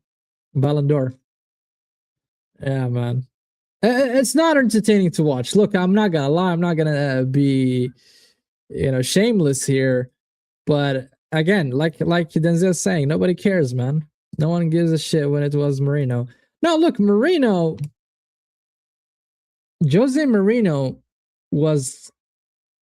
I didn't like his way of football, defense, and hit and run. They just grab and just, it was awful to watch. But these guys, man, they got over the line, man. They got over the line. And they're still holding the best record in the Premier League with 13 goals. 13 goals in the Premier League, which is an amazing and crazy, I would say, stat by Chelsea, man. I don't think somebody's gonna break that record anytime soon. Look how much we rate our defense, Salib and Gabriel, and yet we're not able to break that record, because that's a very tough record to beat. Very tough record to beat. Obviously, not as tough as the Invincibles, but still. Remember the 22-23 Arsenal bottle. Sure, you bottled it, but the gameplay was so beautiful. Not this haram. Yeah, man. Look, if that didn't work out for us, the beautiful football, like you said, and the only way is to win the league is by haram ball, I couldn't care less, man. Do the haram ball. Just win me a trophy, bro. Just win me a goddamn trophy. 2 decades. 2 decades since our last Premier League, man. I couldn't care less, bro. If you're mad about it, that's all I can say. Sold the soul to devil. Probably, man. Probably Arteta made the deal with the devil, man. I couldn't care less, bro. Make a deal with the devil, make the deal with Lucifer, whatever you want, man. We played halal football and they cooked us. We play haram football and they cook us. Yeah, man, that's the thing, man. That's the funny part about social media and all that stuff, man. No matter what you do, they will always find something to criticize, something to talk about. Oh, this and that, man. Why don't you talk about the UCL snap meme? Why you don't talk about the UCL? 8 games, 8 wins. Why you're not talking about that? We smashed Bayern Munich. We smashed Inter Milan. We smashed Atletico Madrid. why you're not talking about those performances? Why you're talking about, if the majority of the teams in the Premier League decide to set up a low block in front of us and play 10 men behind the ball, and the only way for us to score is from low block. It is what it is, man. Yeah, but here's the thing, man. Look, in the Champions League, when we play Inter Milan, when you play even Club Brugge, for example, those teams are considered to be champions in their respective leagues, right? Inter Milan is on top of the Serie A. Probably Club Brugge is on top of the Belgian league or whatever. So these teams are not going to sit back and defend. These teams are going to try and attack and get and win the game because they're winners. They are winners, and this is where we thrive. Is when you try to attack us and we find those spaces and behind, we're gonna smash you. But when you play in the Premier League, every team we play against, they set up a low block. Even Manchester City, man, they set up a low block. 10 men behind the ball. They removed strikers, they removed wingers, and substitute them with defenders. That's how, if that's the code to break Arsenal, then it's fine. We're trying to work around that and find a way to score goals. And if it's set pieces, own goal, I couldn't care less. Leeds, oh my god, with an attack. Oh, by the way, the game started, guys. I forgot to set up the timer because Snap here made me just go on a little bit of a rant, I would say. Set it to 46 then. Okay. Yeah, they cooked Bruges, but we cooked them, bro. I mean, Bruges cooked Barca, but we cooked them. So now what? Now what? Like, first of all, who are you supporting, Snap Meme? I would love to know first. Like even Manchester United, they only beat you because of those two bangers, which is like 0.1% chance of happening in same game, and himself had to come that game. Yeah, man. Look, Manchester United, they deserve the win. Look, we played awful, man. We were shit. I'm not gonna sit here and be shameless and tell you that it was a good game. It was an awful game by Arsenal. Every single player on the pitch stinked, man. From high heaven, man. They stinked, man. You're a Man United fan. Well, congratulations on that win. You're the first team to come to Emirates and actually win. And you deserved it. You deserved the win. We played shit, and Michael Carrick tactically was brilliant, I think. And he was brave. In a sense of even his substitutions later on the game, it was not just replacing winger for a defender. No, he went for an attack. He actually got Cunha in and went for the win and went for the kill. And I think that's the missing element in Manchester United lately, that, with the Amberim and Ten Hag and all these awful managers that you had lately, Michael Carrick understands what Manchester United is all about. I mean, he's Sir Alex Ferguson student, I would say. And yeah, I don't like that win. We really didn't score any good goals, just two bangers, which can't be replicated. Now you should be happy about it. You won against the Arsenal, you won against Manchester City. You should be very, very happy, man. And when there are mistakes and gaps, you should just reflect back and address those gaps. But it's very, very good performances from you guys. I don't understand. This is the first time I see a Manchester United that is not happy about it, man. Honestly speaking. Oh my god. And a corner for Leeds.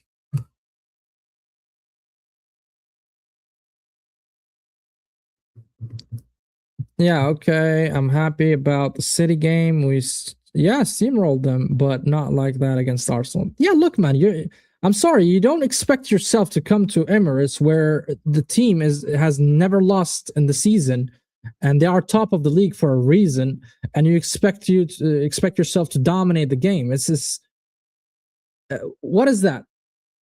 What is that, man? Come on. Oh, header, but saved Baraya. Thank God. I think the way you approach the game is the right way. 100% Carrick got it right. 100%. Is play pragmatic, be patient, and hit them on the counter. I mean, that's how you should play when there's a team who is better than you. With all due respect, I mean, lately, Manchester United was not really a good team. And Carrick understood his limitation. Carrick also understood where he can get an advantage, and he just exploited those factors. I think he did brilliant, man. Rumors say Alex himself managing Man United. Carrick is just a facade to fool. I don't think so, bro. I think the man is enjoying a retirement, man. The guy is almost 90 years old. I don't think he has the patience or even the power or energy to, give instructions. I think the guy leave him be, bro. Leave him be, man. He did great with Manchester United. He's a legend. Yeah, I know we can't steamroll Arsenal. I just wanted Man U to score a normal goal against Arsenal. I didn't even want United to United to win. Oh. Gyökeres! Gyökeres, you fucking idiot! What was that? Missing a one-on-one again, man. Oh, man. Gyökeres.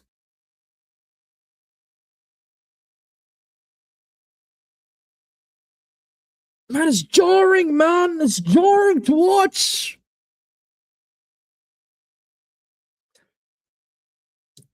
Snap meme. I mean, you have a very odd opinion as a Manchester United fan, honestly speaking. I respect everybody's opinion, but I find it very odd. Gyökeres needs help. Gyökeres needs slapping, bro, and smacking in the head, man. What the fuck was that? Hey, Snap. You know that majority of your fan base wanted him, right? Another corner. And goal kick for Leeds. How the hell Gyökeres did not score that? You wanted him before Sesko. Let's not be shameless here.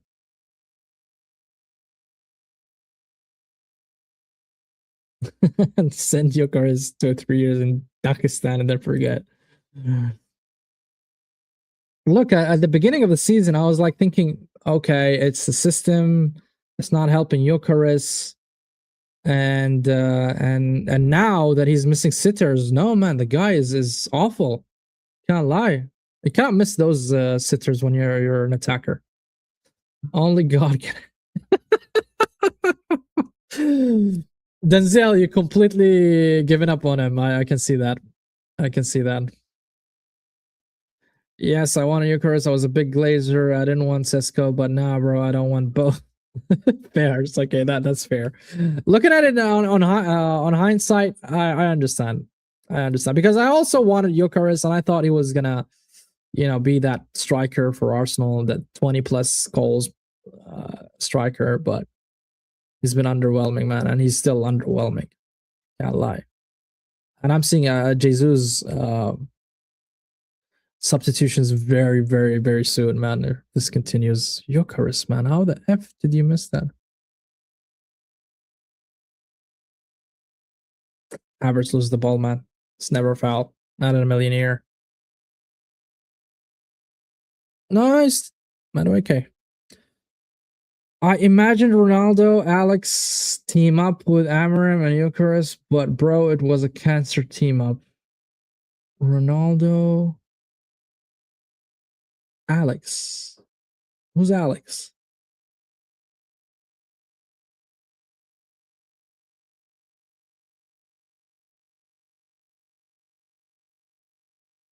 Alex Ferguson, are you talking about what?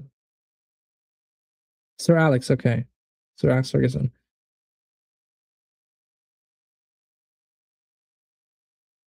But I think I imagine Ronaldo and Alex team up with Amorim and Gyökeres, but bro, it was a cancer team up. I don't know what Ronaldo has to do with that, but I think Ronaldo felt betrayed. I mean, according to the interview that he did with Piers Morgan, and he was not happy with how has been treated at the club, and also how the club has been run to the ground. You know, and he said, time just stopped for Manchester United, where other teams improved in a lot of aspects, such as training pitch, training regimens, and routines, even the diets, even the machines that they are using is old. I mean, he really called out Manchester United, man. He called them out. I mean, probably nobody would have spoken against United. I am talking 2008 Manu. Okay. 2008 Ronaldo. I expect the same performance would have given. You think so? Look, Amarim maybe could have, maybe you could have done better at Manchester United. Can't lie. Maybe. I mean, we would never know, obviously now. But yeah, I think because he's used to him, he knows him very well from Sporting Lisbon. But you never know, and we will never know.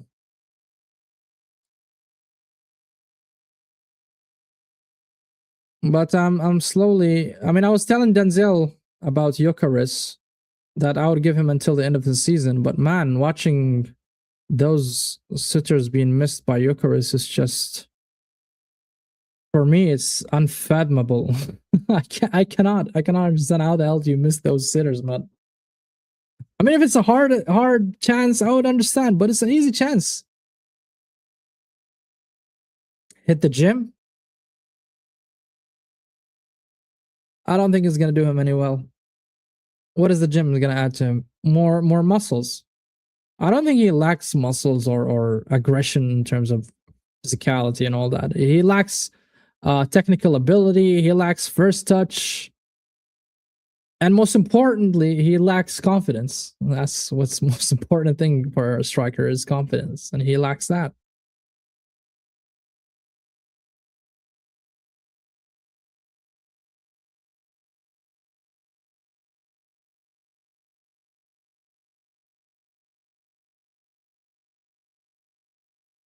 Nice.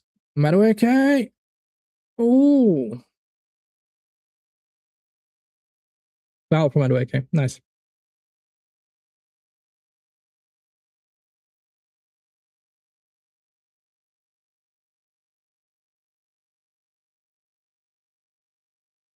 And I genuinely believe like some aspects of the game, like first touch, technical abilities, if you don't have them as a kid, I don't think you can develop them later. I mean, you can improve them later, yes, but from not having it to having it, I've never seen it in world football. And you can see all the elite players that went to be, superstars. They always were shining when they were young, like Ronaldo, Messi, Rooney. They always had that technical ability at very, very early stages of their career, at very young age, before they developed it even further. Nice, Zubimendi. Oh, nice, Zubimendi, but nobody to follow up on that.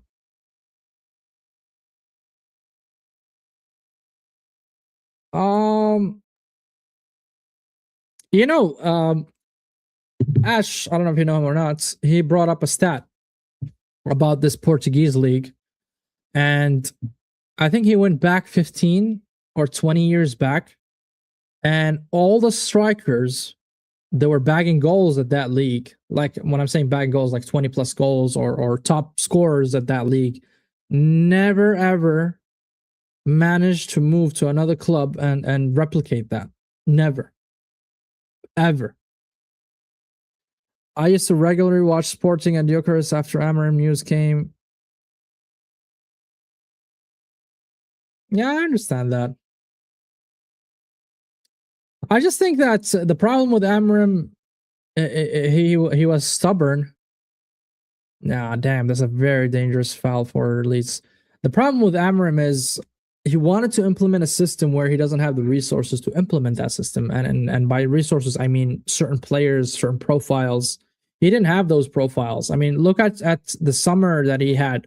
You guys only signed attackers, right? You signed Conier, you signed Buemo, you signed Sesko, but nobody actually from the backbone of the team. Like when I say the backbone, I meant the central midfield, the DM, the center backs. He didn't have the chance to sign those kind of players, so that's why his system never worked for Manchester United. Cross for Leeds and cleared by Havertz. Nice Trossard with clearance. So that's why it never worked from Amarim. So for me, where Amarim went wrong is he should have adapted. Oh hell, fucking hell! We're seeing Odegaard, guys. Odegaard is gonna fucking hell. Odegaard and Martinelli.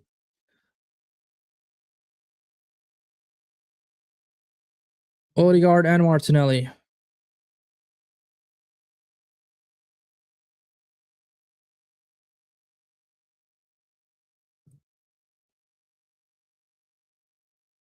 Wait a second. Martinelli's playing right wing. Haven't we seen this story before?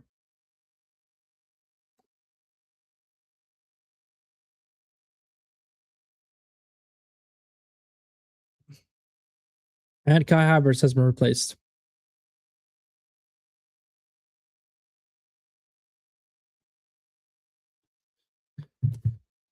So as they say, more minutes for Havertz. I'm glad he didn't do anything, to be honest. No impact from Havertz whatsoever. But it's good for him to get those minutes. But I did not want to see Odegaard, man. Fucking hell, man. Why the hell did you play Odegaard? And also Martinelli on the right, man, is just awful. Horrendous to watch, man. I don't know what's going on with Arteta, man. Ramos was also asked for PSG. Yeah, man, that's what I'm saying, man. No Portuguese striker, or not Portuguese, I would say. None of the strikers that came from the Portuguese league actually became superstars, man. Pause, I guess, man.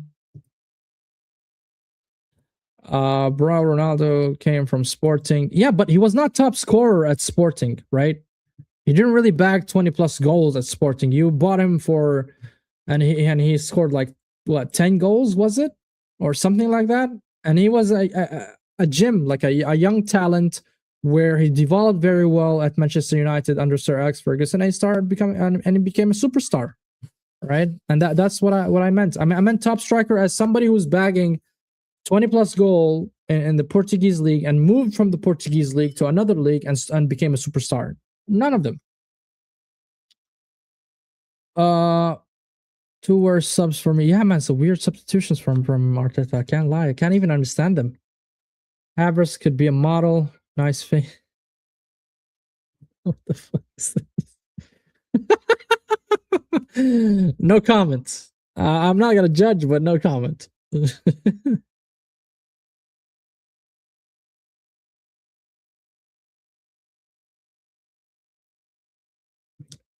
Yeah, I meant attackers that are already, playing for the big teams and then start scoring for Sporting, Porto, or even Benfica. Ronaldo was young when he moved to Manchester United.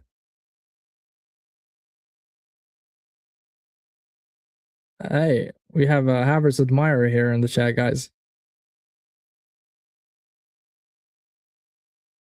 Okay, Leeds are having the momentum and they are pinning us to our box. This is not good, guys. It's not good. Not how I expected the second half to start or wanted. Oh my god! And cleared by Zubimendi. A lot of scramble going on inside the box. And out of this chaos and mayhem, I think Leeds are gonna score, man.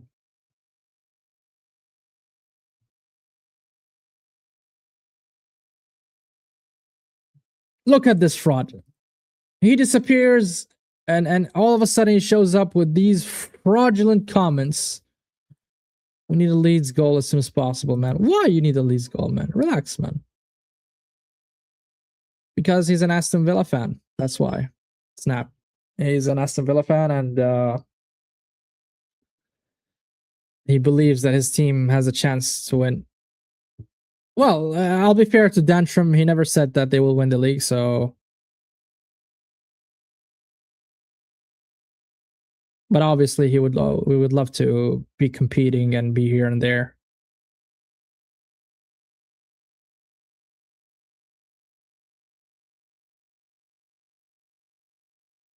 Fraud, man. What a fraud. Let us be, Dantrum, man. 2 decades, man. 2 decades we haven't won the league. When is the last time Aston Villa won the league, by the way? I want to check that out. Hold on. That's a very interesting thing to say. Aston Villa last Premier League title.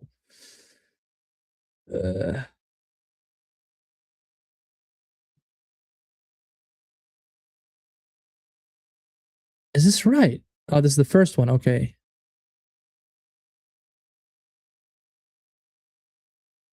When was it?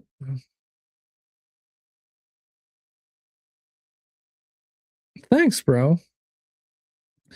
I have a genuine question for you, Snap. When did you start supporting Manchester United?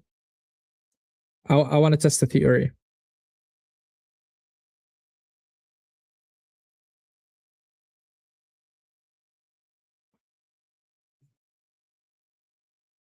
Okay, the last league.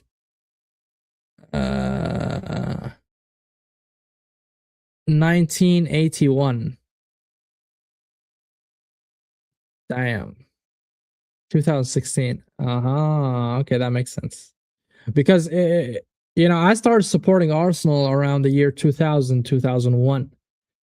And my arch enemy was always Manchester United, so it's very weird for me to see a United fan that is okay with Arsenal to win it. I grew up, with that era of Sir Alex Ferguson against Arsene Wenger. That clash between them. And we're going them toe to toe, and we need the title race to go to the final match day. So is it for pure entertainment, or you actually want your team to win it? Because you haven't won it since 1981. I just checked. So that's what? 10, 20. So that's 30, 36 plus 9. So that's 45 years. 45 years since the last time you won a league, bro.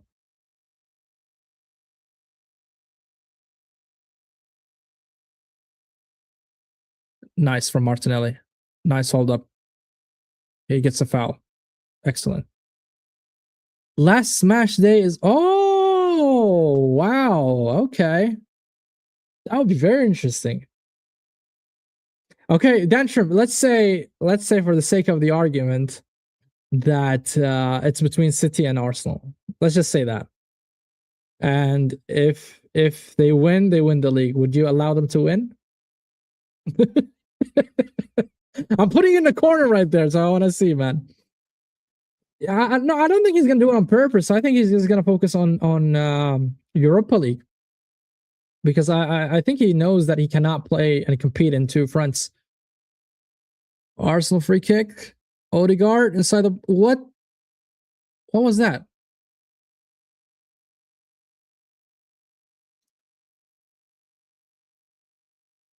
Of course he would.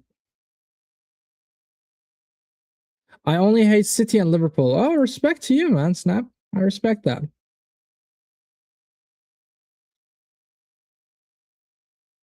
Focus on Europa League didn't go well for us. Yeah, man. Spurs. Out of all the teams in the whole of Europe, you lost to Spurs. And against Ange Postecoglou. Shame. I'm saying, Danstrom, let's say we reach to the end of the season, last match day, and you're not on the title race, and if City won against you, they win the league. Would you allow them to win?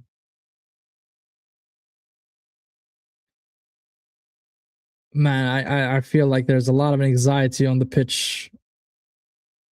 Martinelli on the right. Nice, Martinelli. Come on. Inside. Goal! Yes, my striker. Martinelli is the only player who's trying to find this striker. The only player. Well done. 3-0 Arsenal. Grok smash. Oh. Well done. Well done, man. 3-0. Brilliant run from Martinelli and cross where he found our Hulk, man. Excellent, excellent, excellent from Arsenal. Arsenal 3-0. Now we can chill, bro. Lovely. Let's see that. I want to see the finishing again. Hold on. Martinelli. Nice. Nice. Yes, you are a fraud, Tantrum. You're absolute bro. I still don't trust myself. They're too inconsistent. Yeah, I think so. I think both teams are losing points, Tantrum, and it's a matter of how many points you're gonna lose. This is the Brazilian, I know. You know what? You know what? Having Martinelli on the right, I mean, what I'm trying to say, having a right-footed on the right wing it could be a solution for Gyökeres, because when we play Saka or when we play Madueke, they rarely do such crosses, right? They always favor to cut inside and try to cross there or shoot or pass. Mostly they shoot or pass, and that's why we're not seeing those crosses to Gyökeres, and could be a solution, man. I'm not gonna lie, hey. We question the tactics behind Arteta, but look, when he gets it right, I gotta give him his flowers. Gotta give him his flowers, guys. Gotta give him his flowers. Arsenal literally signing any Brazilian with the name Gabriel. Yeah, man, it's our specialty, man. If your name is Gabriel Snap, I mean, we can hook you up as well.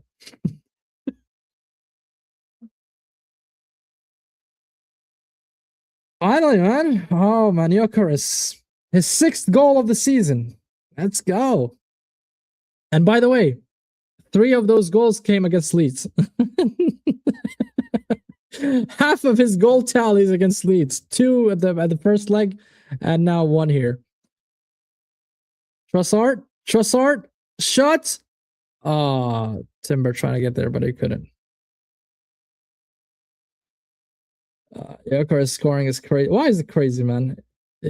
Like I said, 50% of his goals against Leeds, man. He has that in his CV. Sammy, change your name to Gabriel and Arsenal might hook you up. Yeah, man, I can't lie, man. Look, I'm not going to ask for a lot of money.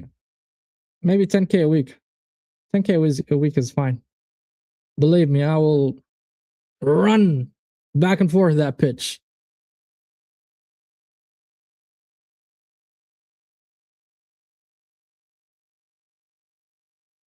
Yeah, I think we killed the game. I think we did kill the game.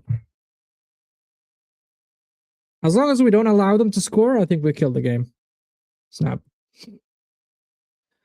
And guys, don't forget to hit the like button and also to subscribe to the channel if you're new. Interact with the comments, tell me your thoughts. I need $1. I'll play for any $1? Are you that cheap, bro? Snap. What do you mean $1, man? $1 what? An hour? A week? What is that? What's your rate, bro? $1 a month?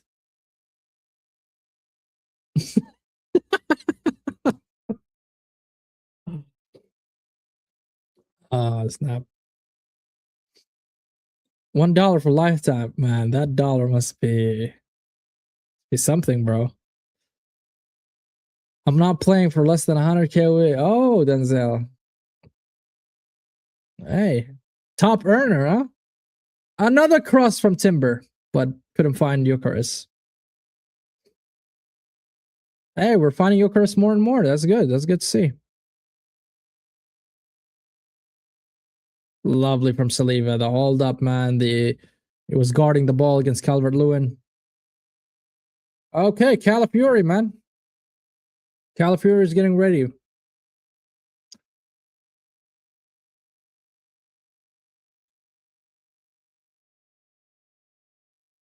So, like I said, I think the coach deemed that Hincapié's fitness is not 100% yet. Because I'm just gonna sell my teammates, sign jerseys, and make enough money. Fairs, man. But you're not gonna sell shit if you play like shit. I mean, you need to really play well and create a name for yourself so that you can have that kind of influence to ask. Also, Gabriel Jesus, by the way, guys, is gonna 2 subs gonna happen now. Gabriel Jesus and Calafiori. So it's gonna be Gyökeres probably and Hincapié out. I'm gonna be a water boy.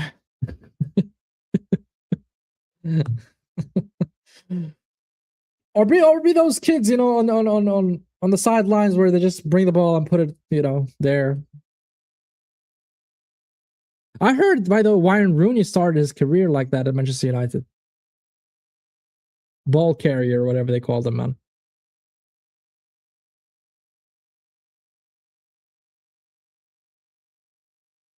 You know, water boys have good influence. See the Moroccan players taking the towel. That was shameful. That was shameful. Can't lie, man. You know, until today, I don't understand what was the reasoning behind these guys trying to get the towels from Senegali praise, man. It's just weird. It's weird. Stealing towels and shit. You know, I can't protect that. You know how much I love Morocco, but that was a shambolic act. That was shambolic. I can't lie.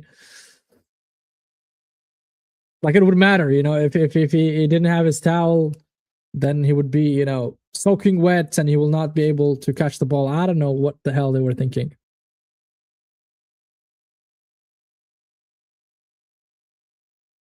Even Ashraf Hakimi took it, man.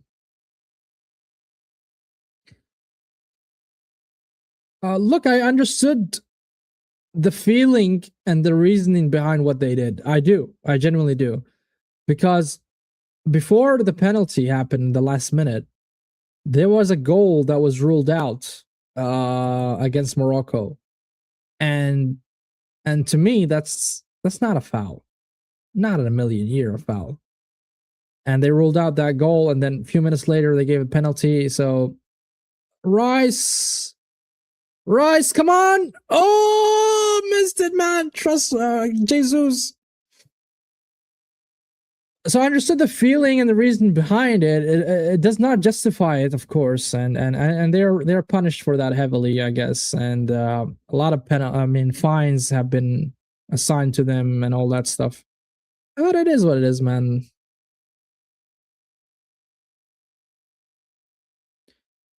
They're professional athletes, bro. They didn't have sportsmanship. Yeah, I agree, man. That was the part where I disagree with their act. They should be more professional. And the only professional, nice. The only professional, I would say, player out of the Senegalese was Mane. Sadio Mane was a very professional. You can see he was the one who's calling them back. He was trying to, you know.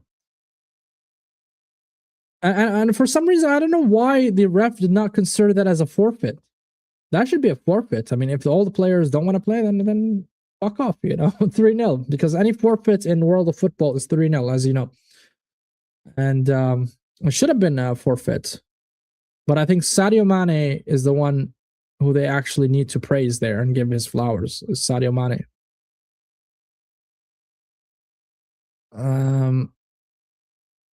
Calafiori going in. Trossard. Let me just update you guys with the substitutions in the screen, so you guys are always updated here in the football rig. So Hincapié was out. Oh man, nice delivery. Great save from the goalkeeper. Hincapié out and Gyökeres is out as well. So we played, who came in? Jesus and Calafiori. I didn't do it on time because I was engaging with you guys and it was a lovely talk. We're talking about, I'm gonna get back to you in a sec. Okay. So Brahim Diaz is a successful Spanish spy and has destroyed the Moorish kingdom from yeah, man, it could be right. It could be true, man. That was I don't know what the hell he was thinking doing a Peninka there. Doing a Peninka, man. Just squared, man, inside, man. Just shoot it with as hard as you can inside the box, inside the goal, man. Why are you doing a Peninka? Bobby then teaching Brahim how to score. Yeah, he said that as well. He said, "This, you know, I give this goal to Brahim Diaz," and I don't know if he's taking a dig or not. Mane always owning Salah in Afcon. Yep. He won against Egypt in the final. Now he won against Morocco. So big up to Sadio Mane, man. I love the player. Such a likable person. Rice with a corner. 8 corners for Arsenal. Inside. Ooh, Calafiori, you mango head, man. What the hell, man? You cannot direct the ball into the between the posts, man.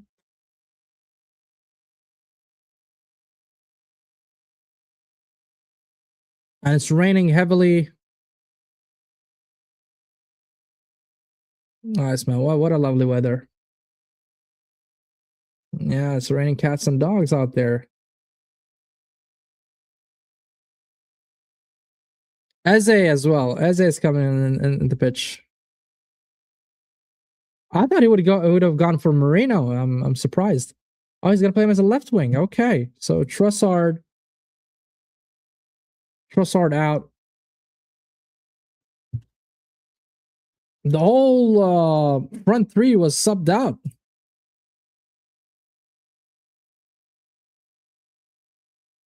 By the way, I don't see even Marino on the substitution list, man. Okay, that's why. That was weird, man. I was like, why we did not see Marino? There's always favoritism by Mikel to play Marino. Always. I think that it's not Joker's fault, but he's bad. I think it's just that whole Swedish superstars got nerfed. Just see both Isak and Jokers, but going through bad season. I think Isak is a superstar, man. I don't know what happened to him this season, and obviously now he's injured, broken leg. I wish him all the best. But Isak, man, last season he was cooking, bro. He was cooking, and that's why they paid 130 million or 135 million pound for him, because he was worth that money at that time. And also, don't forget, the striker market is a bit dry, I would say. There are not many strikers out there that you can actually say, oh, wow. I mean, there are a handful. Like, there's like Haaland, Mbappe, probably can throw there, Harry Kane. Who else I can consider like a top number 9? That's it. I can't think of anybody on top of my head right now as a number 9. Slot happened. Yeah, it could be Slot's reason, man. It could be Slot tactics reason why Isak is performing the way he is.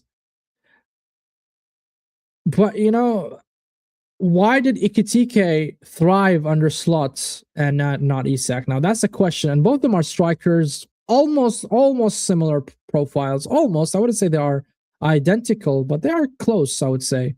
But why one actually succeeded and the other not? So that's a question mark there. And now Verts as well is picking up form. He started scoring for Liverpool. Spain and Morocco have a deal, as Morocco have their spy Yamal in Spain and Spanish spy in Brahim Diaz. You think Yamal is a spy, bro? He won them the Euros, man. What you talking about? What a spy! Give me that spy if he wins me a trophy. Give me that spy. Saliba lately has been making a lot of mistakes when it comes to passing.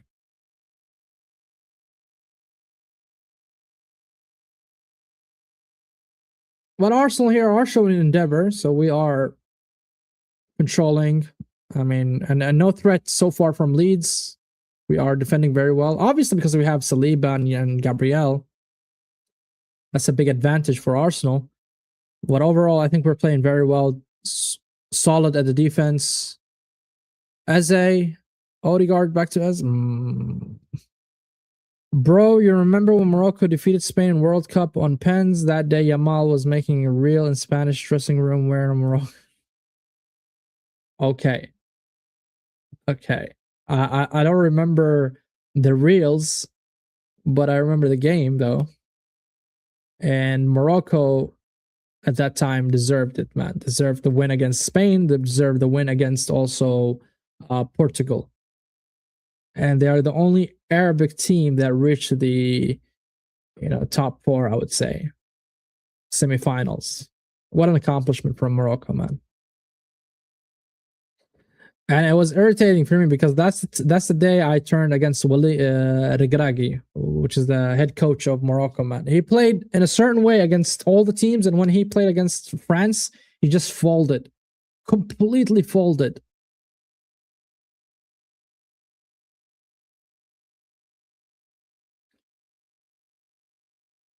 But did he miss a penalty, Yamal, at that time? I don't remember who scored. Well, I guess maybe Spaniards paid Yamal enough to make him double agent now.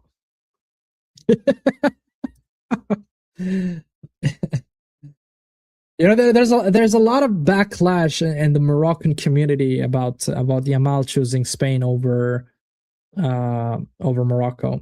But man, come on, man. The guy is a superstar playing for Barca, and he grew up there. I mean, it's understandable why he would choose Spain over Morocco.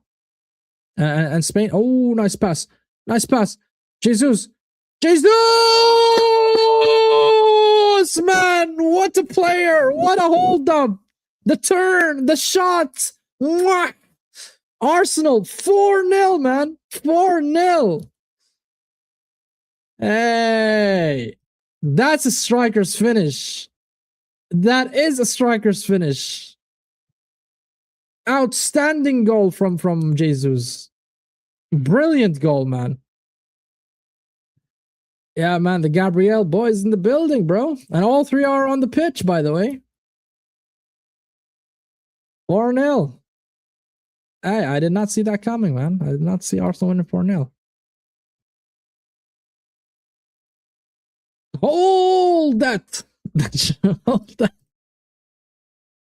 No, the hold up from there we go. That hold up. When you're holding the defender like that and you turn and you shoot in such a way, that shows the striker mentality. Because you're not looking at the goal, by the way. You're just shooting based on your instincts.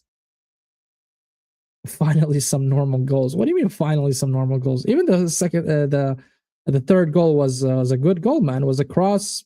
Also, the first goal was a cross. Yeah, the second goal was an own goal, but all three goals were really good, man. I think all three goals were good, except the own goal, of course, but still, it's a goal. Nevertheless, don't care. Let's move on. Gabriel, hey, Gabriel, nice. To another Gabriel, Martinelli. Again, Martinelli. Shot from Martinelli. Oh, corner. Another corner, man. Look, we are very dangerous when it comes to set pieces. I'm not gonna sit here and lie to you, Snap. It's we are dangerous set pieces, and the way we do this set piece routine is just lethal to teams. And some of them, they really can't anticipate. They cannot even react to it. It is what it is, man. Gap will be 4 points against. 4 points against tomorrow anyway. How can you rely on Spurs? Well, we'll see, man. I'm hoping, so a person can hope.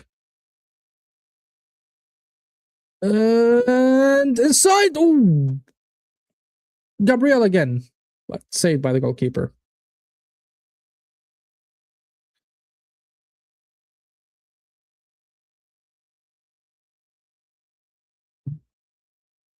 Okay, man, interesting.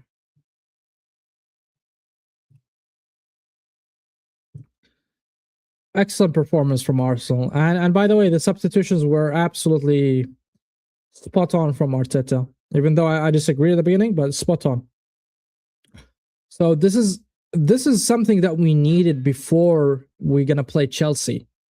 We're gonna play Chelsea on Tuesday, 3rd of Feb, in the semifinals, and going with this kind of performance and mentality, this is what we really, really need, because the following game is going to be against Sunderland. So if we win against Chelsea and Sunderland, I think we're going to regain the momentum that we had and the good run we had, and forget about those 3 awful games that we had against Nottingham Forest, Liverpool, and of course Manchester United, the loss. And I'm happy to see that. I'm happy. I mean, Arteta so far delivered based on his press conference, because according to his press conference, he said, listen, we're going to go there for the win. We're going to go there to play football, and we're going there to score. And I saw every single thing that he said, and I'm happy to see it. But the most importantly is they carry on doing it, because it is hard to stay atop, but what's more difficult is to maintain it. This is the hard part always in life. You can reach to a certain point or your goal in life, but maintaining that level is the hardest part in life. And let's see, man, we need to do it. My only hope is Frank being an Arsenal fan will motivate. Oh yeah, the mug story. Yeah, man, let's go, man. I hope Manchester City smash Arsenal in the League Cup.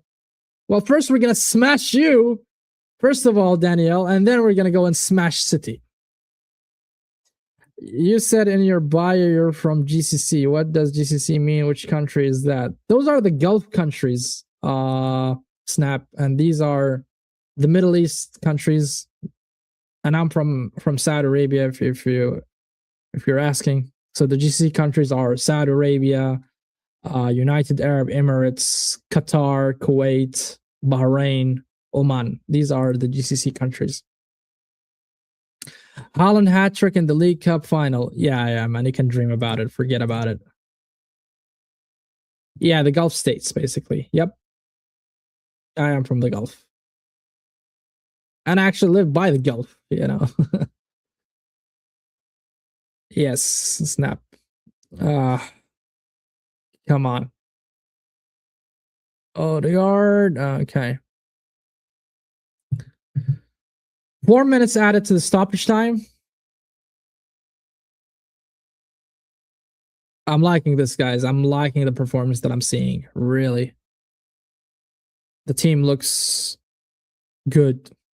Good. I'll be supporting Manchester City in the League Cup final. Danielle, you're a fraud. I'm not expecting less, man. My uncles are in Qatar, Bahrain, Abu Dhabi, and Jeddah. Oh. So, have you ever been to the GCC countries or the Middle East, Snap? And where are you from? Just to add that to the conversation to understand. Oh, Jesus! Corner. Is it a corner or? Very, very good from Jesus, man. Excellent, excellent performance from Jesus. No, my cousins are born there, though. Okay. Bears, man. Bears. That fraud, Igal, cry, not winning any trophies. So your hate, Danielle, is based on your hate on Igal. Am I understanding you correctly? I'm from India. Oh, okay. Shout out to India, man. I never been to India. Oh, and the goal kick for Arsenal. Hey, take it easy, Calafiori. While you're fighting, bro, you're winning 4-0. Get your head straight. Go back, bro. You don't need to get involved in such idiotic clashes here at the last minute. Igal is the absolute wronging and brown envelope. Okay, I understand that's what you think of him. But, I mean, to hate a whole fan base based on that. I love the hate. Hate keeps me going. Hate kept me going through all the struggles. Yow. Guys in the mission, man. Have you gone to watch Ronaldo? Not once, bro. Not once.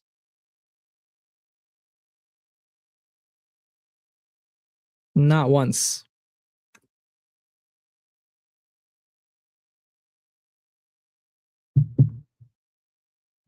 Because it's in Riyadh, which is like 4 hour drive. So,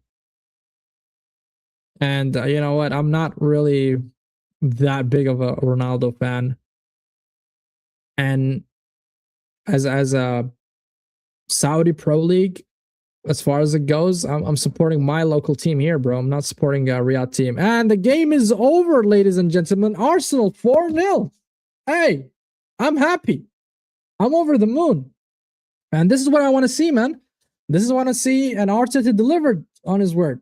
And I like that. I respect the man who delivers, man. If they say something, they actually freaking mean it. And this is what I wanted to see, man. My Saudi team, Qadsiya, man. Qadsiya, man, where Aubameyang went. Sammy doesn't give a shit about Ronaldo. Yeah, man, I don't give a shit about Ronaldo, bro. He's not paying my bills, bro. 3 points in the bag. Godfrey, man. Big up to you, man. Big up to you, man. Guys, I am happy about this. I'm happy about the performance. And most importantly, like Godfrey said, 3 points in the bag. That's what's most important here. And we need to keep on delivering those performances, especially in the league.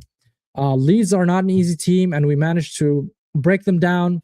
We managed to dominate them in their own gaff. And this is really, really good to see. Really, really good to see. Not only that, we also saw good substitutions from Arteta. We also saw, players delivering that we did not expect him to deliver, such as Madueke. Zubimendi found himself again, even though he had a couple of bozo moments against Manchester United, but I'm happy that he's back.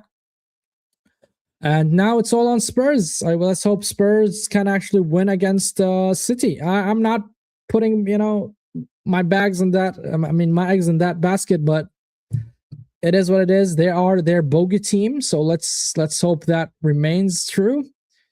And yeah, man, I can't say anything about the performance. I have no negative things to say, except one thing: the Gyökeres he missed a sitter, and he should have missed that chance.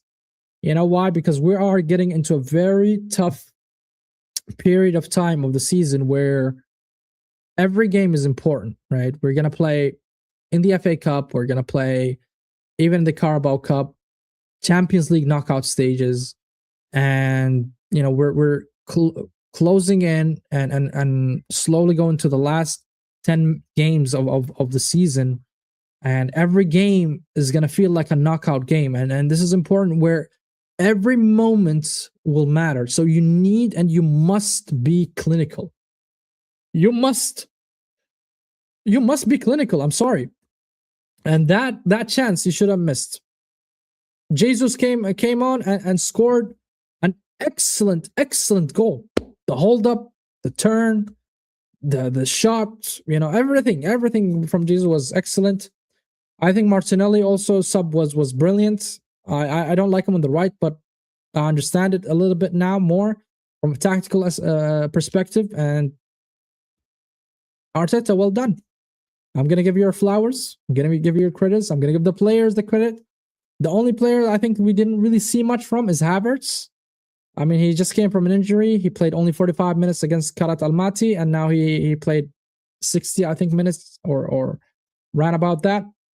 He didn't look really solid. I did not see him at all. Probably he would be personally my worst player of the game. Him and along Trossard, I think those two did not really perform well. Or we haven't seen them at all. I haven't seen them. Maybe you guys have a different opinion.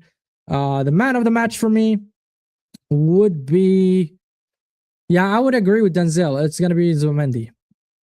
I think it's Zubimendi. Zubimendi is the man of the match. And yeah, guys, that will be it for the watch along. Thanks all for tuning in, and I genuinely hope you are all doing well. Snap, welcome to the channel, bro. And you're more than welcome anytime, bro. Here, and guys, don't forget to hit the like button. Don't forget to subscribe to the channel. And hype the video, man, and help us to go to our next milestone, 400 subs, and from there we want to go to 500 subs. And on that note, guys, stay safe.